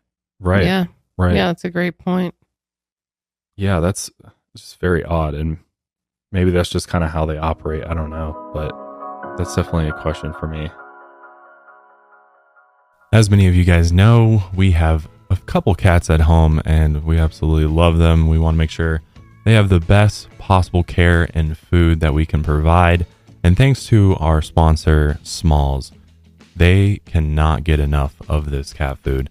They are pretty picky cats, so sometimes, they're not always into the cat food, but they literally fight over who gets first dibs at Smalls. Smalls cat food is protein packed, made with preservative-free ingredients you'd find in your fridge, and it's delivered right to your door, which I love. No go into the store, it just shows up in a box, throw it in the fridge, and you're good to go. If you're not familiar with Smalls was started back in 2017 by a couple of guys home cooking cat food in small batches for their friends. A few short years later, they serve millions of meals to cats around the world. After making the switch to Smalls, 90% of cat owners reported overall health improvements, which is a huge deal. The team at Smalls is so confident your cat will love their product that you can try it risk-free. That means they'll refund you if your cat won't eat their food. So you really have nothing to lose to give Smalls a try. Plus, in my Smalls box, they sent me some catnip woven toys, which they absolutely love. I just love the whole brand itself, and the food always comes packed perfectly, no leakage. It doesn't smell weird. It's not disgusting to open. It's not slimy or any of that. It really does look like good quality food, and my cats absolutely enjoy it. It's 2024. Are you still feeding your cat kibble? Head to smalls.com/milehire and use promo code milehire at checkout for 50% off your first order plus free shipping. That's the best offer you'll find, but you have to use our code milehire for 50% off your first order. One last time, that's promo code milehire for 50% off your first order plus free shipping. So Bill says that on the call with her that night, she's obviously very shaken up, upset over wrecking the car. However, he calms her down and tells her he will call back later to check on her. And then your dad wakes up and she tells him about the accident. And what was his reaction? He was shocked. He could not understand how she could have done that much damage to the car. Like we said, it was a lot of damage. The car was totaled, but he was relieved that she wasn't hurt. Mm-hmm. And he said that there was not a scratch on her face. So his next thought was, how am I going to get back to my job in Connecticut? Because now I don't have a car. At that point, I don't think he knew that insurance would cover it. Of course, he was upset. His car just got banged up. But Maura was crying and distraught because she was her own worst critic. And he knew that there was nothing that he could say to her at that time that would have been harsher than what she told herself. Mm-hmm. And my dad wasn't the type to yell at us. He never yelled at me, ever. So it's been reported that he tells her that insurance is probably going to cover it all to kind of comfort her. Is that true? He told her that when he found out that they were going to cover it. And he'd be out $500. Yep. That was his deductible, yeah. Yeah, and then his next focus was, okay, I need to figure out a way to get this car in the shop or to wherever it needs to go and get a rental to get back to his job in Connecticut. Okay, so he ends up getting the rental, and then he takes Maura back to her dorm and watches her walk inside right before he drives home. Right. Then later that night, your dad and Maura talk on the phone, and he tells her that he needs copies of the accident report so that he could give it to the insurance company. She agrees, says that she's going to get them to him, and then they had planned to talk again on Monday night. Right. Okay. So that brings us to Monday, February 9th, 2004. Just after midnight on the 9th, Maura searched online for directions between Amherst, Massachusetts and Burlington, Vermont on MapQuest. We were just kind of laughing at that over breakfast just because, wow, times have really changed. I remember the days of MapQuest. I mean, I'm a little younger, but I even still used MapQuest back in the day. Otherwise, it was get your map out. Yeah. Your map book. I remember my parents had like the big map books and we'd be on like road trips and they're like turning pages. I'm like, I don't even know how you're doing this right now. No, at the time, MapQuest was like revolutionary. Yeah. Yep. So that morning, Billy calls Maura several times and left multiple emails for her as well, because they did plan to check back in on each other later. So he was kind of confused about why he can't get a hold of her. And that afternoon, she emails him saying she got the messages and would call him back later. The email specifically said, "I love you more, stud. I got your messages, but honestly, I didn't feel like talking to much of anyone. I promised to call today, though. Love you, Maura." Billy didn't answer this email, but he kept trying to call her and she just didn't pick up. Does that make sense to you? Like she just really wanted space, but do you think she was possibly angry at him for some reason? Well, it's clear that they were both avoiding, or she was avoiding people and him in general, because you can tell from the phone records that there's a missed call and then there's a check of the voicemail. So you know how when someone calls and you don't want to answer, but you immediately check the voicemail to make sure it's nothing serious? Yeah. That's kind of what I gather from looking at the cell phone records. And back then, to remind, especially some of you who are younger, you had to actually call your voicemail to hear the voicemails. Right. So at 12:55, she had a 3-minute call with the owner of a condo in Bartlett, New Hampshire. Now, your family spent a lot of time in Bartlett. Can you kind of explain your experiences there? Yeah, Bartlett was a place right outside. Well, it's in the White Mountains, and it's one of the places we stayed, especially if we went during non-summer months. And even when we went in the summer, we would spend some time in Bartlett. But we had stayed at this condo rental area. People rent out their condos. It was called The Seasons, and we'd stayed there before. So this is the place that Maura called to inquire about reservations, but she doesn't book a reservation. Okay. So do you think maybe she wanted to go somewhere familiar to her that's kind of comforting and sort of clear her mind? Clearly she had a lot going on. I think so. However, when you look at her earlier MapQuest directions, they're to a completely different location. So she's looking up Burlington, Vermont, and then calling a condo owner in Bartlett, New Hampshire. Right. Two Very different confusing. places. 2 hours away. They're not close to each other. So it seems like she didn't really have a plan. She's kind of contemplating her options of what to do, but knew she needed some space and to kind of clear her mind, maybe. That's a possible. That's, I mean, why else would she go there? Yeah. Does Burlington, Vermont, like ring a bell for you? Like, is why she'd want to go there? We hadn't spent much time in Burlington. Most of our time was spent in the White Mountains. We had been to Burlington before, but only a handful of times. Okay. So it's not like we had familiar locations or memories up in Vermont. No. But she had been there before. Yes. Okay. Sorry. Did you guys spend a lot of time skiing growing up, or was she interested in skiing? She could ski, but it was cost prohibitive for my family with all those kids. So we didn't ski. Okay. Yeah. So at 1:13 p.m., she calls a classmate who she had borrowed clothes from at some point, and she wanted to return them. Does this stand out to you as strange at all that she made that a priority to return them, or was she just that kind of person who, wanted to make sure she followed through for people that had helped her? That tracks with Maura being conscientious. I could see her wanting to return those clothes. Okay.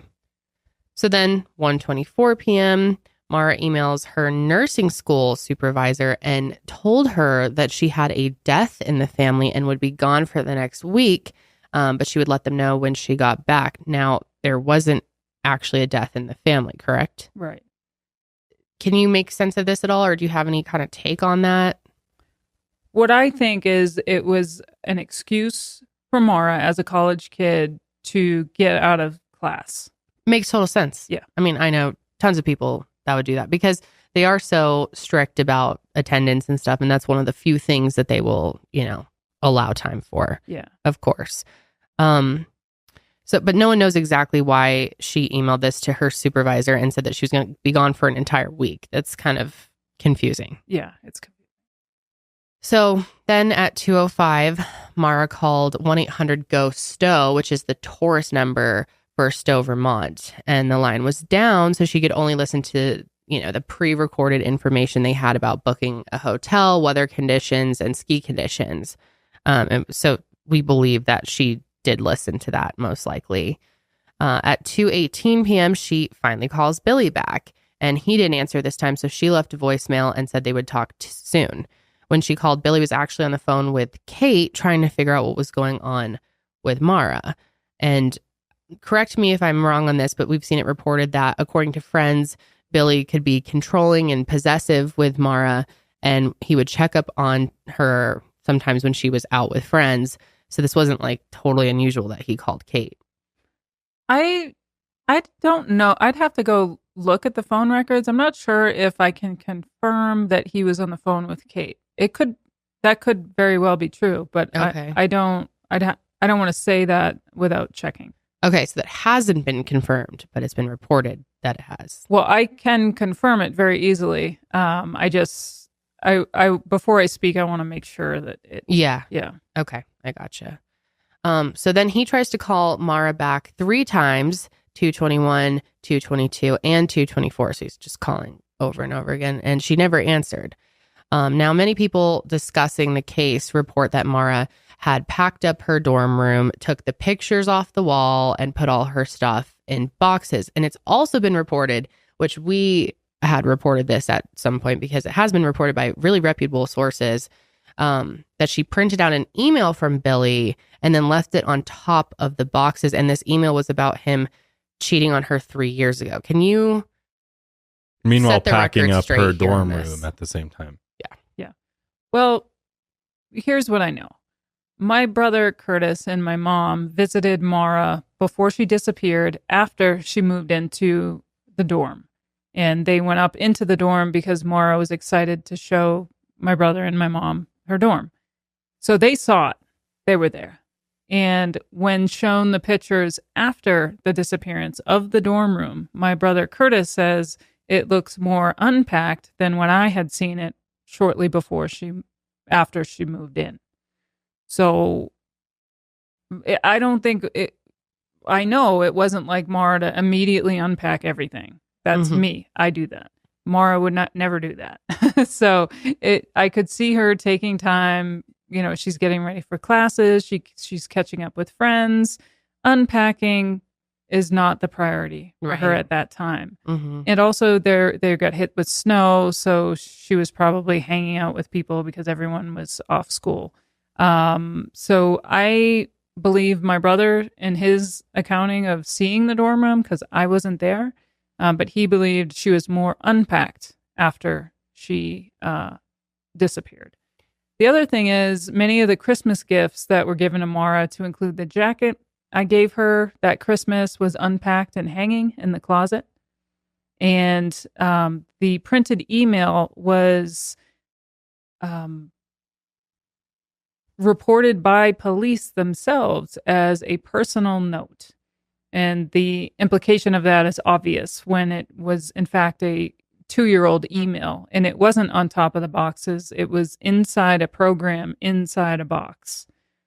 So not a freshly written personal note. No. And when people hear personal note, you know, they're thinking maybe it could possibly be a suicide note. Right. Yeah. It was a 2-year-old email. Just, I don't know if she kept it. I don't know when she printed it, but that's why language is so important, because by calling it a personal note, the implication is it was a suicide note when it was from Bill. She didn't even write it. Yeah. That is. How did they get that mistake. so wrong? That is absurd. It's just lazy work, honestly. Or trying to play into a certain theory to their benefit. Yeah, that's crazy to me. Because the way that could be perceived is, you know, she had packed up that it was a completely unpacked room, that she packs everything up and then leaves this note there like it's all left on purpose as like some sort of clue, or that there's so much more to it than maybe there actually is. Yeah. Okay, so then shortly after this, she leaves campus in her Saturn, and at 3:15, she stopped at an ATM and withdrew $280, leaving just $16 in her account. And there's actually surveillance footage of it. You can see, I mean, what do you make of the still images that were taken? Well, they're really low quality. Yeah. They're really grainy. It's hard to even get the expression. I mean, she doesn't look happy. I can say that. Yeah. But it also could just be she's getting money out of an ATM. I don't know what I look like. Yeah, what face do you make when you do that? So thrilled to be at the ATM. Yeah, totally. Yeah. So it's hard to get any clues off those photos. Trust me, I've tried. I've studied those photos for hours trying to see if I'm missing something. But the quality is just so low. I don't really get a whole lot out of them. Well, she could be kind of frowning or scowling because she's withdrawing almost all of her money out of her account too. She can't even really tell if she's scowling. No. I mean, there's no way to tell. It's just, like you said, it doesn't look like she's happy. She's not like, you know, thrilled to be there, but again, doesn't you can't look tell. like, you know, outright stressed or scared, and there's no one else with her, and that's important to note as well. But after withdrawing the money, she went to the liquor store and spent $40 on alcohol, which I know there's been some reporting about what exactly that was. Do you know exactly what type of alcohol she bought? Yep. The receipt for that purchase was found in her abandoned car. So it was the ingredients to make one of her favorite drinks, which was a Black Russian. So Kahlua vodka, a nip of Bailey's, one of those small little $2 ones. And there was also a box of Franzia wine that she had purchased on the Saturday night that was found inside her abandoned car, opened. That was from the party on Saturday. And then there was malt beverages with a 12-pack with 8 gone. Okay. So she also recycled 79 cans for $3.95. This has been kind of talked about. It seems like would be like an odd thing to do if you were planning to disappear. Yeah. What do you make of it? Well, it's a lot of effort. Yeah. To take all that time to carry 79 cans and take the time to redeem them for just such a small amount of money, $3.95. I mean, she hated to litter and, she was environmentally conscious, but it just seems like an odd thing to do if she was planning to disappear, and that's a data point that leads me to believe that wasn't her plan. And another reason that kind of leads you to believe her plan wasn't to disappear is at some point that afternoon, she goes and picks up those accident report forms that your dad asked her to get from the Massachusetts Registry of Motor Vehicles. And so she had those on her, signaling that she was planning to bring them to your dad at some point, right. So that's also strange. Between 4 and 5 p.m., she left Amherst and started driving north to New Hampshire, just over the Massachusetts border. At 4:37, she called the voicemail of her cell phone again. And then at 5, her phone pinged a cell phone tower within 20 miles of Londonderry, New Hampshire. Am I saying that right? Yes. Londonderry. So then at 7:27 p.m., a woman named Faith Westman hears a loud sound outside of her home in Haverhill, New Hampshire. And Faith saw a black car up against a snowbank facing west in the eastbound lane. And she calls the police to report an accident.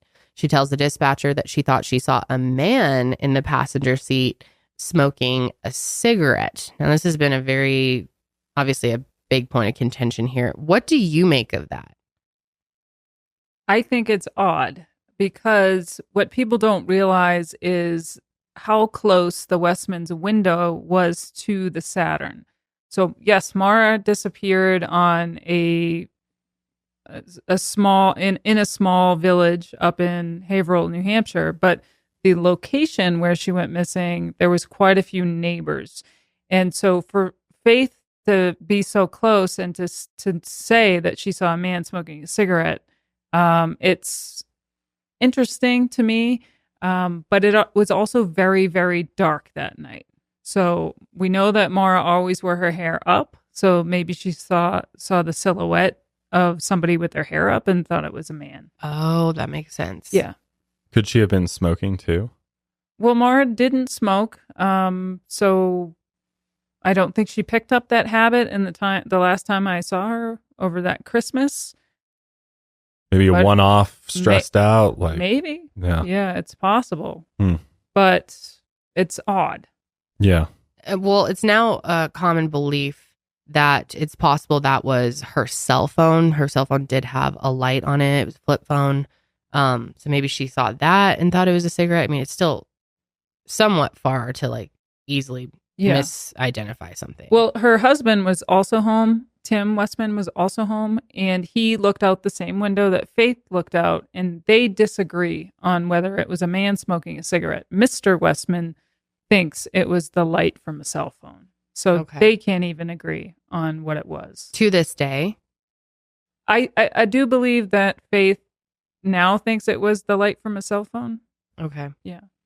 Okay. Which would make more sense. Yeah. And they didn't go out to investigate. So yeah.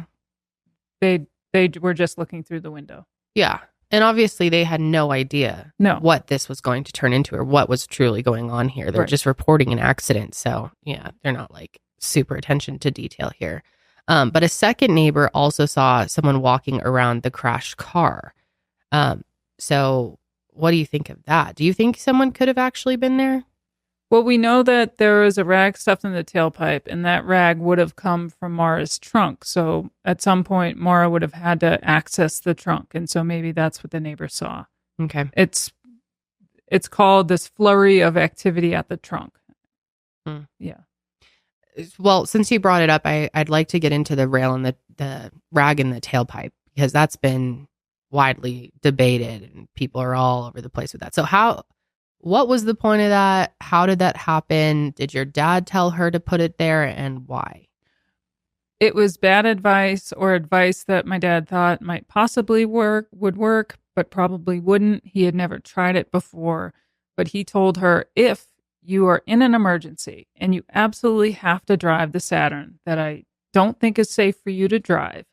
And if it's smoking this badly, what you could do, and he even says, I don't think it'll work, but you could try to put a rag in the tailpipe and it might mask the smoke if you're trying to avoid police. Because if police see this smoke, they're obligated to pull you over. And it was a wing and a prayer from my dad. Yeah. He did not want her to drive the car. He did not think that she would ever use this advice because she wasn't supposed to be driving the car. Okay. Because, yeah, so many people have read far into that.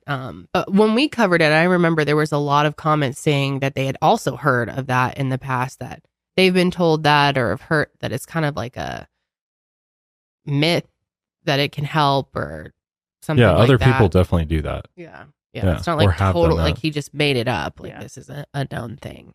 So just before 7:30, Maura was driving eastbound on Route 112. She ended up losing control of the car on a curve and slid off of the road. Just to give more context to how the accident happened. Can you describe? You've driven this many times. Yeah. Will you just describe what this looks like and where she crashes, like how steep is it? A super steep curve? Like what's kind of the road in that area? It's a sharp, almost 90-degree turn. Okay. And it's on a pretty narrow road. And the night that Maura disappeared, the roads were dry. There was a snowstorm earlier in the week, so there was snow accumulations over 2 feet. But that night it was dry, but it was very cold in the low 20s, and it was very dark. So there's this big red barn on the corner, and as you make that left going east, you have to navigate this corner. That road's pretty treacherous. I mean, there's potholes, frost heaves, and especially it seems more narrow with the snowbanks. Right, that makes sense. Yeah. But dark.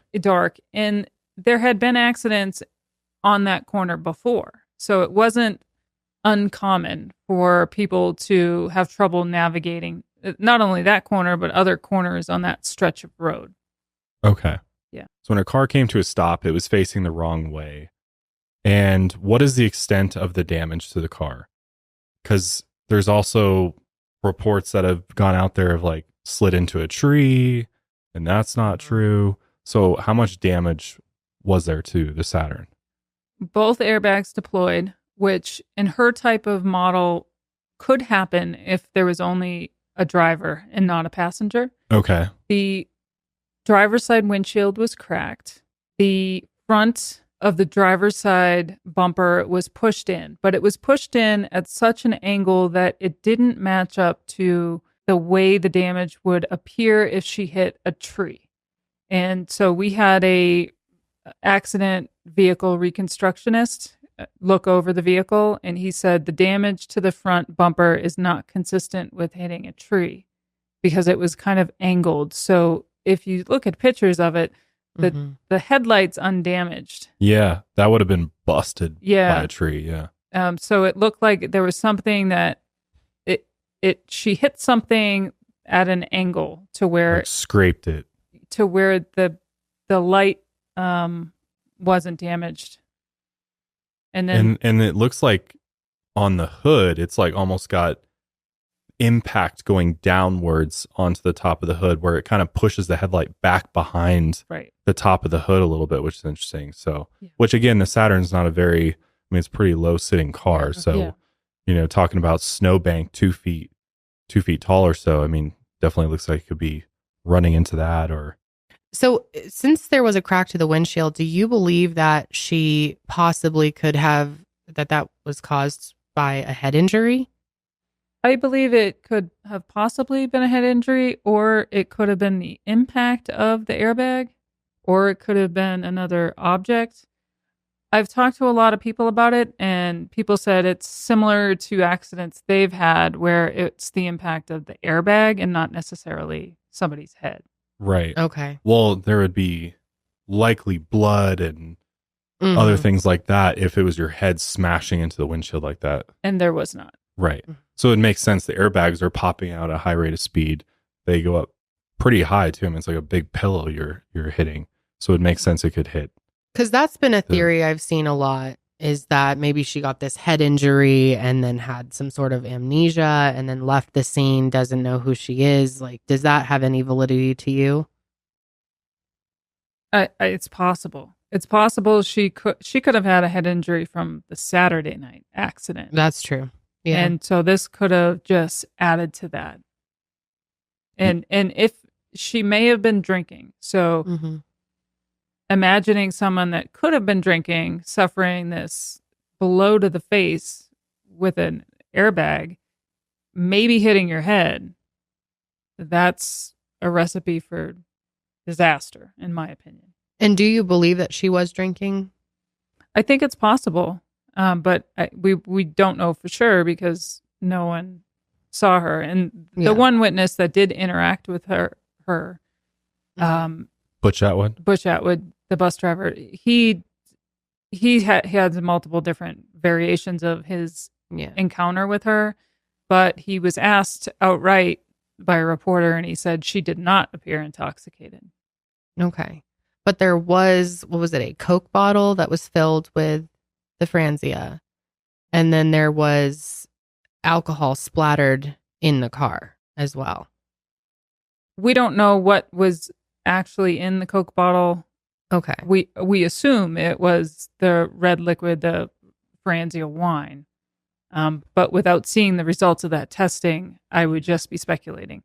And my assumption is the red liquid aspersions on the driver's side door and the ceiling were most likely wine. But again, I don't have the results of that testing.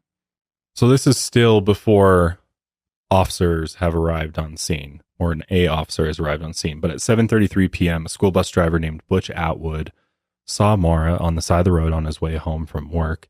He stopped and asked if she needed help. She didn't look hurt, like we just mentioned, but she was shivering. It's very cold out, and she's clearly distraught. But again, he doesn't think that she looked intoxicated. Many reports out there say that Maura had already told him she already called AAA and asked him not to call the police. However, we don't know this for sure. She had AAA, though, correct? Yes. Yeah. Which Butch, he knew that she wouldn't be able to get coverage out there. I mean, this is a very rural area. Can imagine cell service is not great out there. So, he's probably wondering, well, how are you going to do that? And AAA has no record of a call from Maura. But once Butch got back to his house, he decided to call the police anyway and report the accident. And he described the person as a young woman with her hair down, which you brought up is very weird. Seems unusual for her. Very unusual. She always wore her hair up. Yeah, I guess every picture I've seen of her, her hair was always up. Yeah. Is it possible from the accident her hair came down? I think so. I mean, being hit in the face with the airbag could, mess you up a little bit. Yeah. Right. Certainly. And then at 7:46 p.m., Haverhill Police Sergeant Cecil Smith arrived to the scene, and that's when he located the black Saturn, but at this point, Maura was nowhere to be found.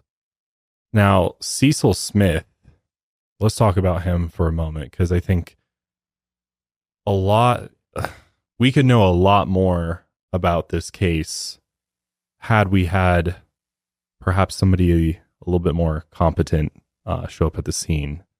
But what's kind of your take on Cecil Smith? Well, and how he handled this investigation, like from the jump? Yeah, I think the initial thought was it was a DUI walk away. And so it wasn't taken serious from the minute that he showed up. Which does happen. Sometimes people will, be drinking and driving, then flee the scene. Yeah. And that's something he probably had seen many times in the past. But the difference with this is that it's an out-of-state license. It's a Monday night. There's a UMass sticker on the side of Maura's car. There's damage. The airbags went off. The windshield's cracked. And there's evidence of potentially drinking. So it should have been taken seriously because they all knew in that area that there was no cell signal. So here you have a vulnerable person with no communication out of state, probably a student because of the UMass sticker on the car, and may have been drinking. So that's why I don't like this. Let's wait 24 hours before reporting a missing person, because the window of opportunity to find Maura was that night, and that was lost. Right. Well, isn't he concerned that this person could just be out wandering through the woods and potentially die out there if he doesn't find the driver? It just seems like, why, like, what in his mind did he think happened? Like, this person got a ride and then just like fled the scene to avoid getting a DUI, and now it's kind of the end of it and move on with things. Yeah, but like I said, there was so many oddities with the car's positioning, the damage, and it just, in my opinion, it should have been taken seriously from that night. At least a search should have happened that night, and it wasn't. Yeah. And the first search didn't happen the next day either. The first search didn't happen until Wednesday morning, 36 hours after Maura disappeared. So much wasted time. It's got to be so frustrating. It's so frustrating. Yeah. Because, I mean, by that point, cover a lot of miles in that time. Do you think that her case has influenced other departments to possibly make better decisions in situations like this and prevent this from happening to someone else? Absolutely. I think if this happened and the same circumstances happened today in the same town, I think they would handle it differently. And I think, I think this general thought that we should wait 24 hours is something that law enforcement should take more seriously. Yeah. So Cecil's doing his investigation. He's running the license plate on the Saturn and finds out that the car is registered to Fred Murray. Cecil then goes to Butch's home, and then Butch got into his personal vehicle and searched west down a dirt road near French Pond. Again, the police assumed that Maura had been drinking, and that's what caused the accident. They figured she fled the scene of the accident in order to avoid getting a DUI, but would come back once she sobered up. Between 8 and 8:30 that night, a contractor named Rick Forcier was coming home from work and saw a young person walking quickly along Route 112 about 5 miles from the crash. Person was wearing jeans and a dark coat with a light hood. If we look back at that ATM surveillance footage, Maura was wearing a light colored jacket, so yeah, it's possible this was her that he had seen. Then at 8:49, Maura's car was towed and the scene was cleared. Mike Lavoie, the owner of Lavoie's Towing, brought the car to his private home garage. So rather than taking it to somewhere secure where it can be forensically looked at, it goes the absolute opposite way. How do you guys feel? Obviously, you probably feel like that was a mistake as well, but that's just be towed. Well, I just don't get it. I don't understand why that would be an option. Yeah. I have heard in all these years that had happened before. But the interesting thing about the tow truck situation is that Mike Lavoie wasn't on the call rotation that night. It was another tow operator. His name was Dick McKean. He was on call and he was listening to the scanner. And when he heard the call come in for a tow, he was upset that he didn't get the job. So much so that he drove to the scene and confronted, whether it be Cecil or Mike Lavoie, about why I didn't get the call. So I have still not gotten a clear answer from law enforcement as to why it was Mike Lavoie, who wasn't on rotation, why he got the call that night when it was Northland Towing, Dick McKean's night. They rotate to get the call. And why it was taken to the personal garage of a tow operator, that doesn't make sense to me. It doesn't seem like the right protocols. Definitely not. That was definitely odd. But they never gave you an answer as to why they did that. I still don't know. Wow. Why the rotation schedule was flipped. What's crazy is that it's not until Tuesday, February 10th, the following day at around 12:30 p.m., that police finally put out a bolo, be on the lookout for Maura. And the car is then searched that morning. And we know that you hadn't seen the search warrant until a few months ago. But what did you see in there? A lot of information I wish I had known the first week. So what I learned from reading the search warrant was there was, I think it was 7 items. There could have been more with Maura's name on the items, identifying her as the likely driver. And this happened at 10:20 a.m. on Tuesday. Yet nobody contacted my family until 6 hours later after they confirmed that it was probably Maura driving. Because you have to remember, my dad had multiple kids. So how did they know, even if it was female, how did they know it wasn't Kathleen or I? Was it from the UMass sticker? I don't know, maybe. How would they know where I went to school, though? Mm-hmm. Or if I was in school? So again, another missed opportunity there. But one of the most shocking things that I learned after reviewing this search warrant was there was a handwritten name and number on a note card, a piece of paper in Maura's car. And I just assumed that law enforcement contacted that number because it was in her car and she's missing. Right. So I was like, what the heck? I'll call this number. Of course, I had to do some research because it was a landline, but I did find the owner of the number. And this was very recently. Very, very recently. And I contacted them and I said, hey, do you have any idea why your name and number was found in a high-profile missing woman in New Hampshire? And they said no, they didn't know initially. And then I asked them if they had ever been contacted by law enforcement, and they said no, which made me fall off my chair. Yeah. Because here I am just assuming, of course they called this number. Of course they called the condo owner too, Linda Salamone, one of the last calls Maura made that you could find on her cell phone. They didn't call Linda Salamone, the Bartlett condo owner, until 9 months after the disappearance. One of her last known numbers. That is maddening. It's maddening. So then I did a little bit more research and I found that the owner of this number had ties to our hometown in Hanson. They had a rental unit at Loon Mountain, which was about 25 miles east of where Maura's car was found and in the direction she was traveling. And they had ties to law enforcement and Burlington. So me reading this, I'm already on high alert and I'm thinking, oh my God, there's too many coincidences here.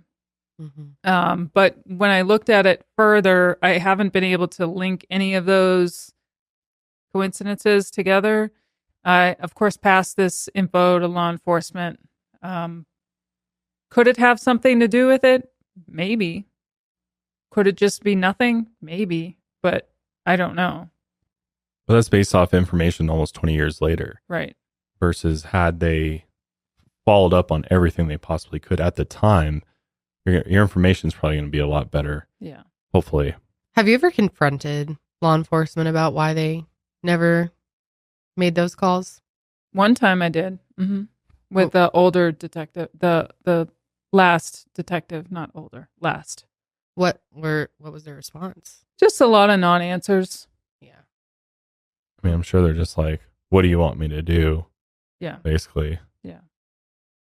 It's just really frustrating for all of these missed opportunities. Something that, I'm not an investigator. I'm a sister with a missing sister. I know that it's important to call the missing person's last known numbers. Yeah. If even I know that. I think most people would think about it like that, It makes no sense. It's incredibly frustrating. When I say they did the bare minimum, they did less than the bare minimum.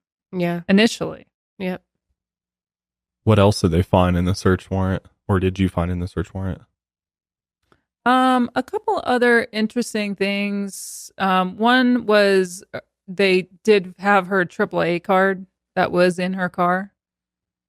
And some of the alcohol, but some of the alcohol was obviously missing, which is another odd thing. Yeah. And one or two other pieces that I'm not talking about publicly that were interesting, but I don't want to jeopardize the investigation. Okay. Good. So, and just to name some of the other things they found, in addition to the AAA card, the blank accident report forms, black leather gloves, which have some significance to it, but also aren't that significant. Makeup, diamond jewelry, CDs, MapQuest directions to Stowe and Burlington, college textbooks, a syllabus, birth control pills with 3 missing, an over-the-counter sleep aid like Tylenol PM, her favorite stuffed animal monkey, and a bag of clothes. They also found a New Hampshire license reinstatement form because Maura had gotten a speeding ticket, right, that summer, and her license was actually suspended in the state of New Hampshire. And so she had to file this form in person, and you learned via this search warrant that it was in the vehicle? Yes. Okay. And you found that out pretty recently? Yes. Yeah, because we knew she had a speeding ticket. We knew that she had to pay a fine, and she did pay that fine. I actually saw the check written out. My dad paid it for, written out to pay the fine. But she had to, in the state of New Hampshire, you had to fill out this form to get it reinstated, even after you paid your fine. And you had to do that in person. And I didn't know that that form was actually in her abandoned car until I saw the search warrant, which could be a huge red flag or could be a reason why she was in New Hampshire. I can't say for sure. Right. But she did have it in the car. And I don't know if she realized that her license was suspended and she had to complete this form. I've thought that maybe when she was in the accident on Saturday, the officer that cited her for driver inattentiveness may have informed her, hey, he pulled a record. Hey, you have a suspended license in New Hampshire. Did you know that? That's just me speculating. I don't know if that's how it happened or how she knew or when she knew. But I do know that that form was in the car. Okay. They also found the book Not Without Peril by Nicholas Hauer, which this book offers an extensive and intimate profiles of people who found trouble on New Hampshire's presidential reign or the White Range, aka the White Mountains. And this is all the way from the 19th century through present day. What do you make of this? I know a lot of people have, there's all types of theories about this book. Like, could she have been going to go hiking? And, Yeah. Well, I can tell you the backstory in the book. So I was with Maura when we got the book. We had just finished hiking Mount Washington, which is the highest peak in New Hampshire. And my dad had a goal to climb all the 4,000-foot peaks in New Hampshire. And he did that. And everyone in my family at different times joined him for those hikes because we liked hiking too. And on the hike up to New Hampshire, we were coming back down after this grueling hike, and we went to the gift shop, and the author, Nicholas Howe, was in there signing books. And we're like, whoa, this is super cool, because the book talked about all those climbs that we had all done and misadventure and stuff like that. So he signed the book for us, and we got it. And it became one of Maura's favorite books. She read it multiple times, and it was in her car. People have thought that meant she was going up to New Hampshire to, whether it be hike or some other reason. But she definitely wasn't equipped with any sort of warm weather gear to hike. She had no winter gear, no hat, a couple pairs of gloves, one singular sock. That's what she had with her. She didn't have boots with her. In the ATM, she's not wearing boots. So she didn't have the right gear to go hiking. I don't think she was going hiking. It was just one of her favorite books with a cool backstory. Yeah. Okay. So people have read too much into that. Also, to correct myself, I said Nicholas Hauer. It is Nicholas Howe. Okay. So her wallet, her license, her car keys, her car keys, her credit cards, and her phone were not in the car, and they believed she took a black backpack with her too. Is that correct? Yes, that's correct. Okay. And then at 3:20, they called Fred and left a message that his car had been abandoned, but he was working out of state at the time and didn't get the message. Around 5 p.m., one of Maura's sisters called Fred to tell him, was that Kathleen? Yes. tell him what was going on. And the police officially reported Maura missing at that point. Now, how did you hear about the crash and Maura being missing? I can't remember who called me. I believe it was probably my dad that called me. I was at Fort Bragg, North Carolina, and I got the call Tuesday evening right around the same time, and I had no idea what was going on or why she'd be in New Hampshire on a Monday night. Yeah. It's definitely strange. I mean, what were your initial thoughts? Did you feel panicked right away, or did you think... It was confusion at first. What do you mean she's missing? How could this be? Why is she in New Hampshire? And that quickly turned to panic because we realized she went missing the night prior and she's still missing. And so then it got real. So what was your next course of action? Well, at that point I was slated to deploy to Iraq. Oh, right. Right. So I needed to find someone to replace me, which was hard to do because those deployments were over a year long. Mm-hmm. So it took me quite a while to find a replacement. I did. And then I got emergency leave and headed to New Hampshire. How close to when she disappeared were you supposed to deploy? It was a couple months. Okay. Yeah. Okay. I didn't know that you could have somebody take your deployment spot. It's rare. You're not supposed to. And here I come in as a bottom of the barrels. I think I was a first lieutenant at that time. My second real duty station. And on the surface, it looks like I'm trying to get out of a deployment because no one wanted to go. Yeah. So that was hard for me. Yeah. And did you try to explain to people what was going on? Yeah. I mean, once I explained how serious the situation was, then, my emergency leave was no problem. And I think my commander even told me to, I could go back, and which I did multiple times. Okay. So that brings us to February 11th, 2004. Early Wednesday morning, Billy gets on a flight from Fort Sill, Oklahoma to New Hampshire to help look for Maura. While he was going through security, he ended up getting a voicemail from an unknown number. And when he listened to the message, he hears soft breathing, crying, a whimper, and sniffling. Have you heard this voicemail yourself? I have not. No. And have you spoken to him about it? Yes. My dad heard the voicemail. Oh, he did? My dad heard it, and so did New Hampshire State Police. Okay. Or Haverhill Police. So when Bill arrived on Wednesday night, he let my dad hear it, and my dad just heard muffled noises, just static. My dad did not hear what Billy interpreted. Okay. Have the police said what they make of it?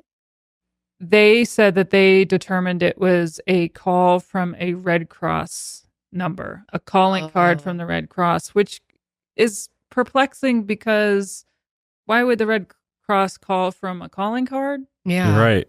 Yeah. And so I mean, that's what law enforcement told us. It's weird. Well, how'd they even figure that out, I wonder? I don't know. Yeah, I know. I'm like, that's so weird. So Billy at the time was positive that it was Maura, but how does he feel now? My best guess is he agrees that it was not, and agrees with my dad that it was just more wishful thinking. Sure. On his part. Especially in a time like that when you get a call and you're going to hear what, your brain has ways of making you think you hear things too. Right. Yeah. And my dad even said he desperately wanted that call to be Maura. Of course. But it just sounded like muffled noises. Okay. So she did use prepaid cards all the time because she didn't have her own cell phone, obviously super normal, for 2003. And the Thanksgiving before, Billy's mom had given Maura 2 prepaid phone cards, and Billy eventually added her to his plan, and she got that smartphone. But Samsung flip phone. Mm-hmm. No smartphones back then. So around 8 a.m., officials search was started for Maura, and your dad and other family members joined in with the search. Were you there? On Wednesday? No. No. Okay. Were you still like in the process of trying to get back? Okay. So a police dog did trace the scent of her glove 100 yards before losing the trail, leading investigators to believe that someone had maybe picked her up. But there is a lot to be said about them using these gloves. Right. She got the gloves that Christmas, so roughly 3 weeks, no, more than 3 weeks, however many weeks it was before she disappeared in February. There were leather gloves, and we can't say for certain whether she ever wore those gloves. Maybe she just had them with her in the car in case she needed them. They were brand new as a gift. Okay. Yeah. Okay. I never saw her wear those gloves when I was home over Christmas. So your family feels that they would have had much better luck if they actually came to you and asked you for an item that would make more sense, that they could easily trace her scent more effectively. Right. We wish we would have at least been consulted in the selection of the scent item, because there were so many things within the car that they could have chosen that we could have more confidence in that she wore that. And they didn't consult us, even though my dad was right there. Right. And to confirm, this was Fish and Game, right? That was out there searching? Yeah. Okay. Yes. It just, God, I'm sure it might have been different. Had they gotten those search dogs out there the night she went missing when the scent was fresh? Because again, like, how long does scent last outside for? Not as long as you would think, as far as I understand the longer you take, it's like dissipating more. Right. Yeah. And it was New Hampshire. They were treating the roads, so that could contribute to it. But we don't have much, we don't put a lot of faith in the scent item, because we don't believe that she ever wore those gloves. Okay. So then around 5 p.m. that evening, Billy was interrogated by the police, first alone and then with his parents. Do you know, was there anything significant that came out of that? Just the standard questions, I assume. Yeah. Okay. And then by 7 p.m., investigators had already concluded that Maura had driven to the area with plans to either run away or to kill herself. And I'm sure that is honestly just so offensive. It really is, because everything that we were trying to tell the investigators was, something's gone wrong. This is not like Maura. She was not suicidal. That isn't something that she would do. And it was just like we were talking to a wall. No input was really considered from us, the people that knew her, which is super frustrating when you're not being heard. Yeah. I can't imagine. I would just lose my mind with anger. Yeah. One thing I wanted to jump back to, I forgot to bring this up earlier, but there are a lot of rumors and speculation that Maura could have been pregnant. Where does that come from, and what do you make of that? That comes from the fact that Maura looked up maternity terms in the wee hours of the morning of February 9th. But she was doing her homework assignment, and her homework assignment was to look up maternity terms. She wasn't nursing, okay. Yeah. See, that's never reported. Yeah, so it was literally her assignment to look up maternity terms, which she did, and she submitted at 3:32 a.m. on the day she disappeared. Wow. So okay. I think that's... Who's doing their homework exactly when they're about to go? Yeah. So I think that's where that got convoluted. Yeah. Is the searches for maternity terms when that was the assignment. Wow. Okay. See, that needs to be spread far and wide, because that is something that so many people believe. I think at one point we have even reported that incorrectly in the past. Because there's reputable sources that report that without the context behind it, and that's so frustrating. Yeah.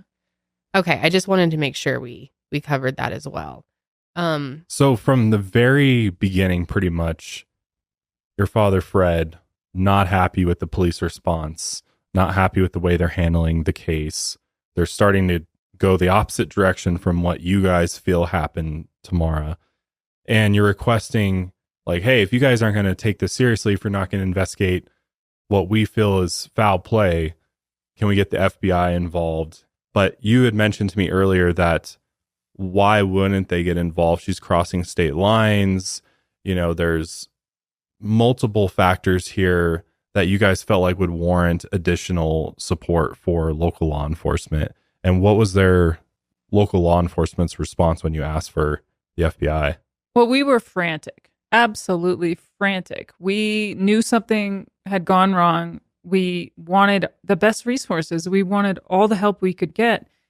At that point, the first week, the only people up there was the few people that we could pull together that could make the trip. So we're talking single digits. That's who was looking for Maura the first week, other than the line search and the fish and game search on Wednesday. Once that was done, it was just my family. And so we knew that this small police department in Haverhill, 4 officers deep, they needed more resources. And we thought, okay, well, since she crossed 3 states, Massachusetts, Vermont, into New Hampshire, that would warrant FBI assistance. But New Hampshire had to invite them, and they refused to do it. Now, the FBI did participate in some interviews in New York at West Point and in Massachusetts, but in a very limited capacity. So New Hampshire would tell my family, the FBI is involved. And we're like, well, no, they're not. Yeah. So it was a fight from the beginning. We were frantic. We wanted all the resources we could get, and we were just hitting a brick wall.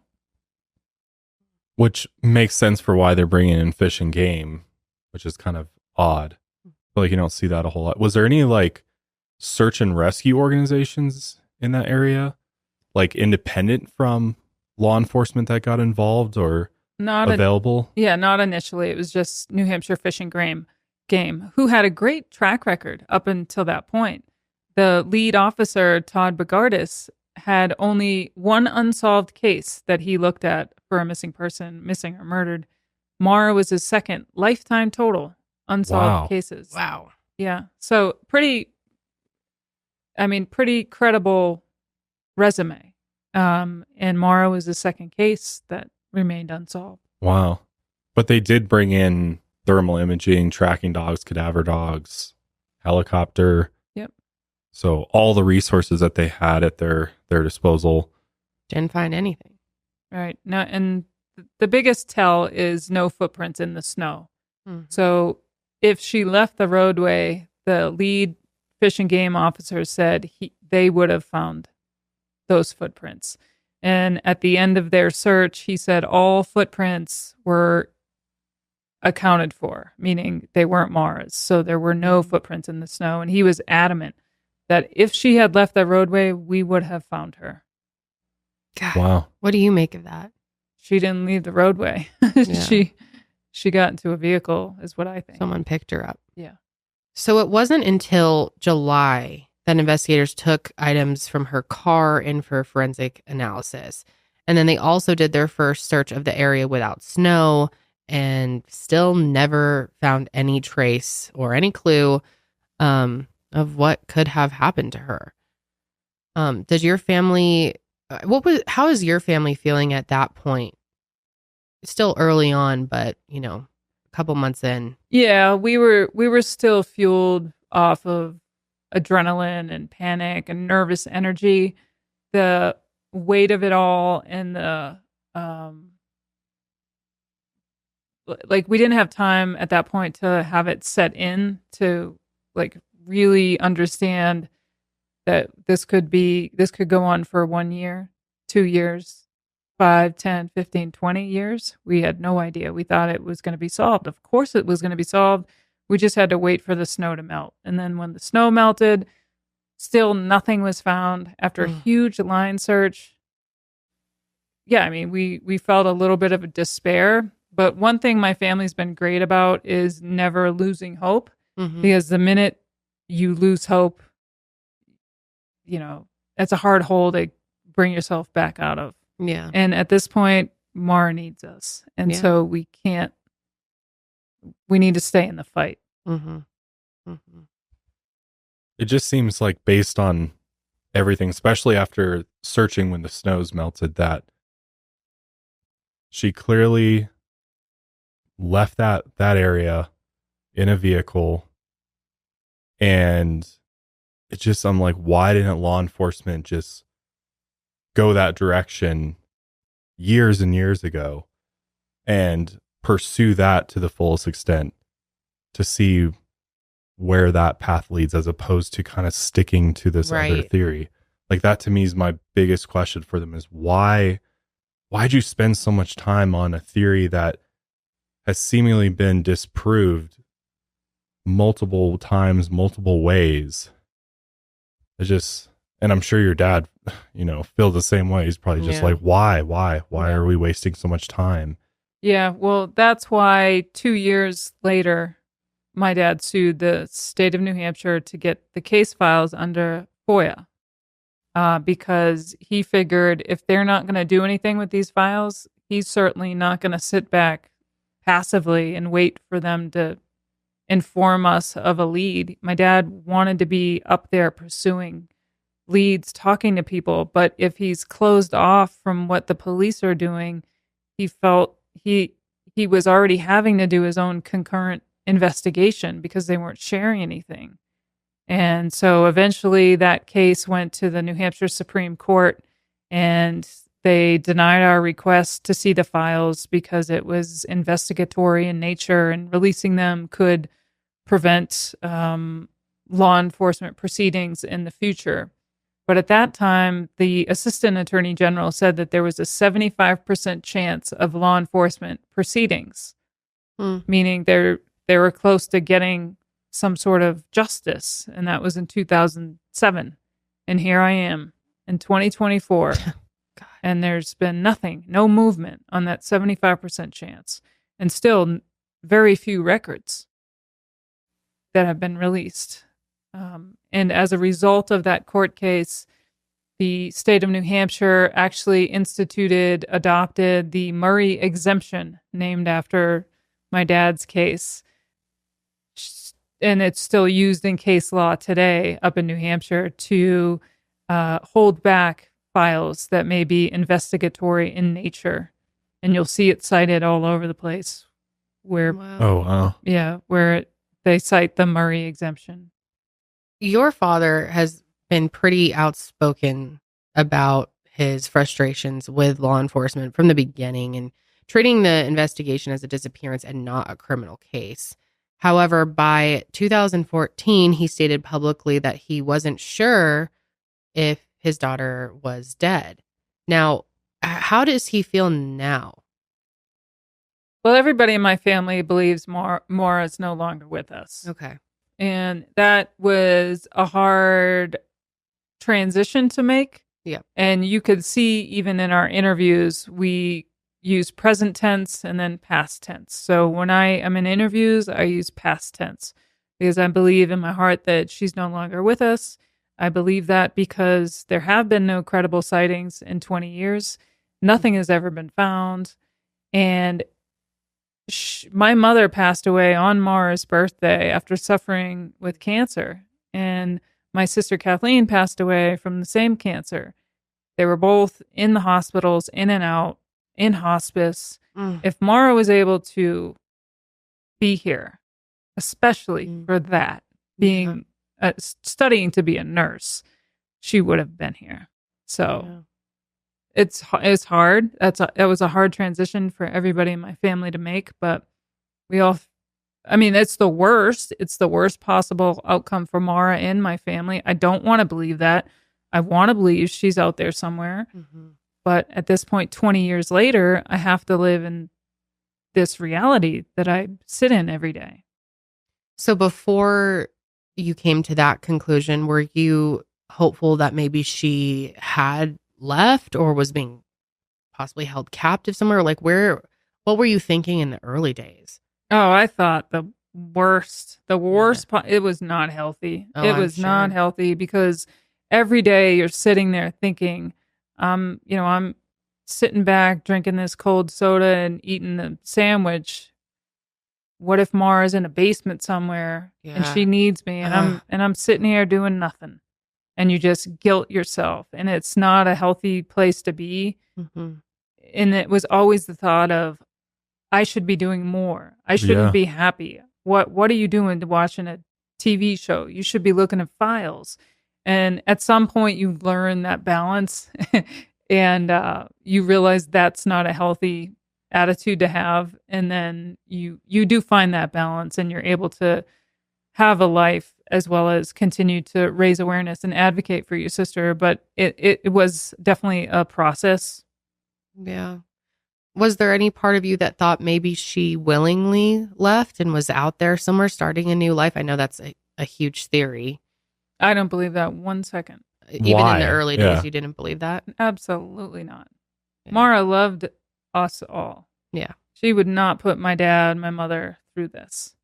I think that's an interpretation that a lot of people have, that something horrible happened. There was some incident or something was going on in her life that she didn't want anyone to know about. So she made this whole plan to run away, to disappear. I mean, there's theories that she joined a cult. Like, it is all over. Of course, there's benefits to getting a lot of eyes on a case. Of course, more awareness is better, but it also brings out all the theories and these people coming out of the woodwork that are very confident with what they think happened. And how has that been kind of navigating some of these somewhat just a lot of them disturbing theories? Yeah, that's been a challenge because of Maura's case is so well known, that you have people that become so obsessed and so just convinced that they're right and will not hear anything else. Even if there's new information, better information, they don't want to hear it.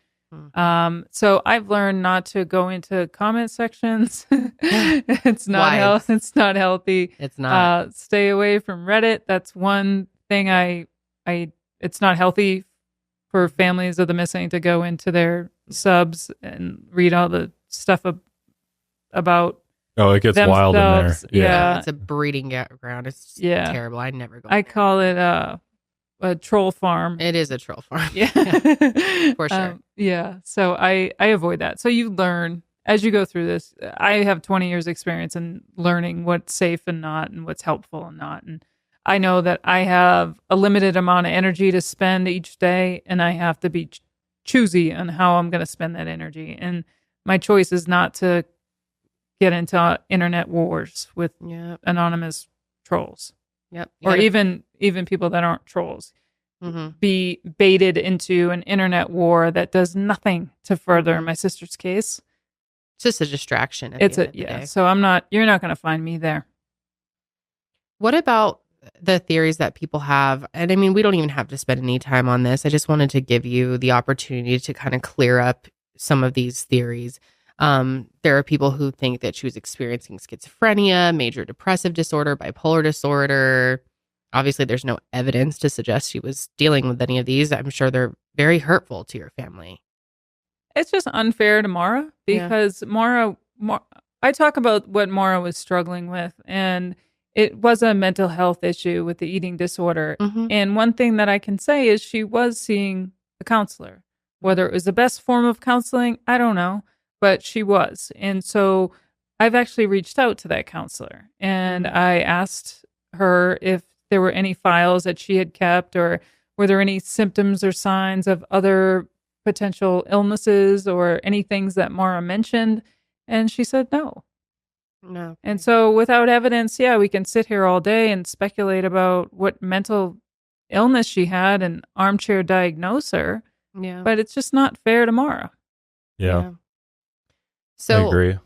I have to ask you, what do you feel in what theory or what makes most sense to you at this point after thinking about everything over and over again for 20 years? Is there one theory or idea that you've really landed on? I think she got into a vehicle And I think whoever she got into that vehicle with did her harm. Do you think it could have been someone she knew, or do you think it was just wrong place, wrong time? I don't close any doors. I don't know. Could be either. It could be either, yeah. Someone could have followed her up there, and that's why the time that she's there and then gone is so quick. Yeah. It just, yeah, I mean. But there's, what we do know is we have her cell phone records, and police have access to her online internet activity and chats. So if it was someone that she knew, there probably would have been some sort of footprint, digital footprint, whether it be in form of phone calls, whether it be dorm phone records, cell phone records, instant messengers, emails.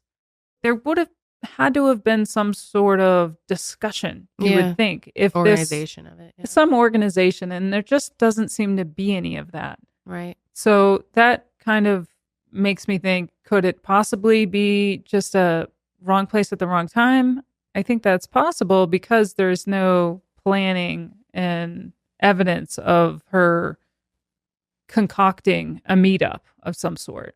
Yeah. Unless it was face to face. And again, this was back in 2004, so that could have been true. Yeah. And just to really close the book on it, obviously there are a lot of people out there that still believe that maybe she had left to end her own life or decided to end her own life after having this accident. Why do you believe that is not true? Because we don't have a body. Yes. Yeah, with all the searching. Mm-hmm. Yeah, I mean, those woods have been searched and searched and searched, and nothing has ever been found. And I get the argument that, it's dense forest, there's animals, there could have been scattering of bones. Okay, I get that. But also scattering of belongings. And so at some point, someone probably would have found that. Yeah. Something. Yeah. Maybe I'm wrong. I don't know. And you guys have also been vocal about how you don't think there were any signs in her life that she would have wanted to end her own life. Yeah, I mean, of course, she was going through a rough patch. Yeah. That's undeniable. But she didn't have any sort of suicidal ideation that I know of, that I'm aware of. She didn't write any type of note. I feel like she would have done something like that. She was so close with all of you. And she also had those plans to go to Dane Cook coming up. Yeah. All the future planning. Yeah. She was going to go see Dane Cook, who she loved. She was going to come see me over spring break. Yeah. I mean, there was future. She was going to get a job and be close to Bill. There was a lot of plans for the future. The accident forms. At the very minimum, who goes and does that up? If they're already thinking these things? Yeah. I always go back to I'm really curious. Have you dove into the crime in this area? And is there other similar types of abductions, murders? Obviously there's Larry and Claude Moulton and the A-frame, criminals nearby who maybe just saw this as a window of opportunity. She's in this, she's just been in an accident. She's wandering on the side of the road and somebody just was like, oh, perfect opportunity to take advantage. Well, there's certainly a ton of unsavory characters, we'll put it that way, up in that area. And you have to remember, this is an area that people flock to because it is private. It is off the beaten path in some ways. It's quiet. It's not like living in the city, and people want that. But also with those types of places, there comes the drug problems and sexual predators. And I mean, that's everywhere. But in the particular area where Maura went missing, there are certainly their fair share of bad actors. Okay. Yeah. And as far as we know, she was alone. So it could made of her a prime target for somebody that night. Alone in an unfamiliar area, no cell phone signal. Right. And for all we know, she was followed. and somebody, what do you think about her being like run off the road or something like that? Obviously, not a ton of evidence for it, but is it possible? One thing I didn't mention is there was a white scuff mark on the driver's side rear bumper, and I hadn't seen that before, but that is something that interesting could have, maybe she got into some sort of incident before the weathered barn corner. I don't know where that white scuff mark came from. So definitely a possibility. No, you just brought up the A-frame and Larry and Claude. I don't know if we have enough time to go into all of that today. Is that something that you get into on the podcast? Okay. Yeah. Okay. We've talked about it too in detail before about, we have. That they, ultimately they said maybe that you can kind of summarize real quick. Yeah. So there was just rumors that they had killed Maura in that house. Claude had a criminal record. Larry had a history of drug use. And former police officer John Smith presented evidence for Maura's case, claiming she was murdered by Larry and Claude. Fred claimed Larry sent him a rusty stained knife that he found in Claude's glove compartment. Claude and his girlfriend were acting strange, just basically a bunch of kind of bizarre activity. And Claude and other family members said Larry's just trying to get reward money by framing him for the murder. And they ended up giving the knife to police, and they confirmed that it was tested, but haven't released any info on the results. You want to speak to that a little bit more? Yeah, it's just an odd situation. Yeah. So here we are 1 year after Maura disappears, and we get the first tangible piece of evidence, which is this rusty knife that Larry Moulton gives my dad and implicates his brother in having something to do with Maura's disappearance. So we were hopeful that that could have been it. And so we turned it over to the police, and we never heard anything back on it until recently when they confirmed that they did in fact test it. And then you have all the odd behavior with Claude himself, who has a criminal record, and charged with a number of different things and not the best reputation. And so when you put those two things together, and then you have a team that goes into that property and has cadaver dogs alerting multiple different times, it seems like a reasonable to look into it. And I have asked law enforcement, have you pursued this? Have you looked into it? Because of all this evidence, we have a lot of just scattered theories, but this is the one area where we've got multiple different things that are tangible. But at this point, my family is still kind of in the dark in terms of what they've done. Law enforcement, that is. Really? Yeah, they haven't talked too much about this, but they definitely found discolored wood that was possibly discolored from blood, and it was definitely animal blood, or it was definitely human blood, not animal blood. And there's two different DNA profiles, one male, one unknown. So, but again, the sample is too degraded for further testing, but hopefully with future technology, we'll be able to do some more testing on it. But I think there's enough sketchy stuff going on with these two and in this A-frame house that if not Maura, somebody else was potentially a victim here. And there's human blood in there. So something went down, and just based on these two's history, wouldn't surprise me if there's some foul play going on. But yeah, then there's like the police conspiracy. People are like, oh, the police somehow in on this. Why are they trying? Did they try to cover this up because they messed up? It's getting very, speculative, but I do see why people perhaps play around with this theory. But I don't know. You know better than anybody. Like, you're working with them now, and why would they be still working with you guys if they were trying to cover up, some? Yeah. Well, the people that I'm working with now weren't there in 2004 or, a decade after. Mm-hmm. So I'm not talking about the same people. They're different people.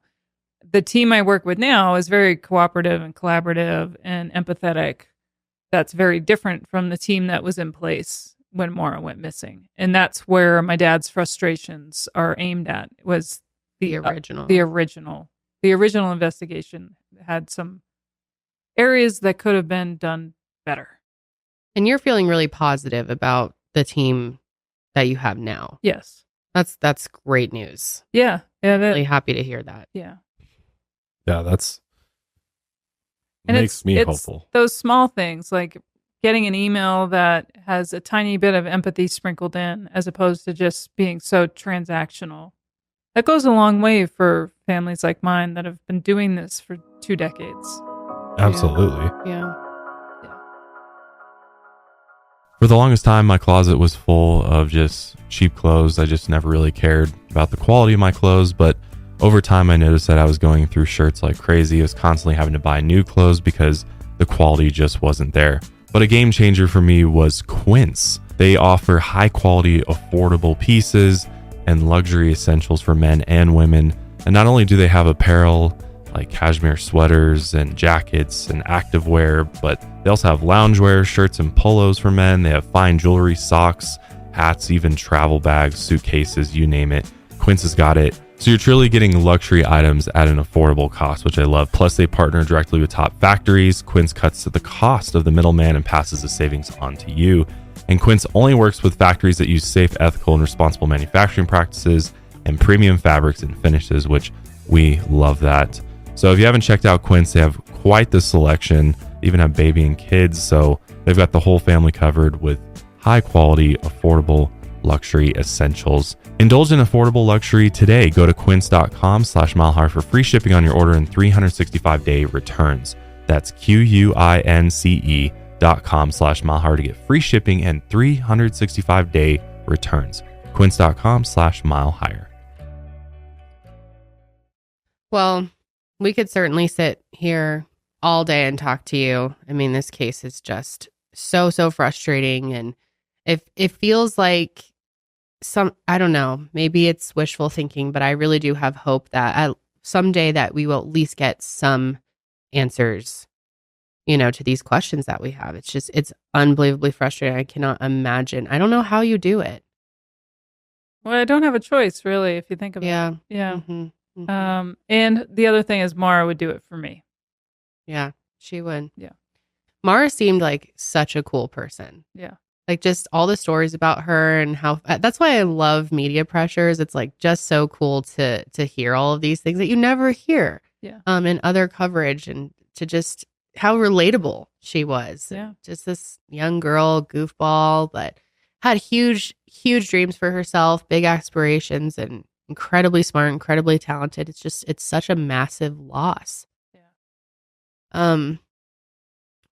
Before, I wanted to jump to a few other questions for you outside of the case, but just to get this out there, if anyone has any information, as we already said, you might have something that you don't think is significant. Even the smallest detail doesn't hurt to call in a tip. So if you know anything, or you want to get information to the police, you can contact the New Hampshire State Police at 603-846-3333 or 800-852-3411.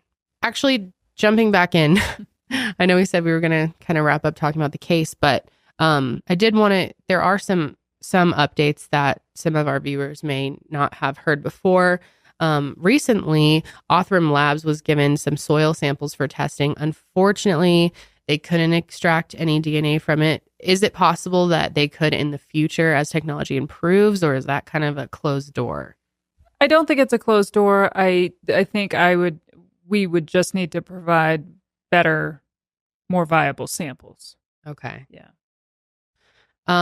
Also, you guys had a family computer, as many families did back in the day. And this was a computer that Maura had access to the Christmas before she disappeared. And you guys had the hard drive analyzed. Did anything come out of it? Well, we tried to have the hard drive analyzed, but there was a problem with, since it was so old, extracting that much information that was useful. So it was kind of a dead end, but it was something that was worth a try. Yeah. Yeah. Yeah, that's disappointing. What computer was this from? Like, what year was this computer made? Oh, we probably only had it a year or 2 years, so early 2000s. So this would have been like running Windows XP.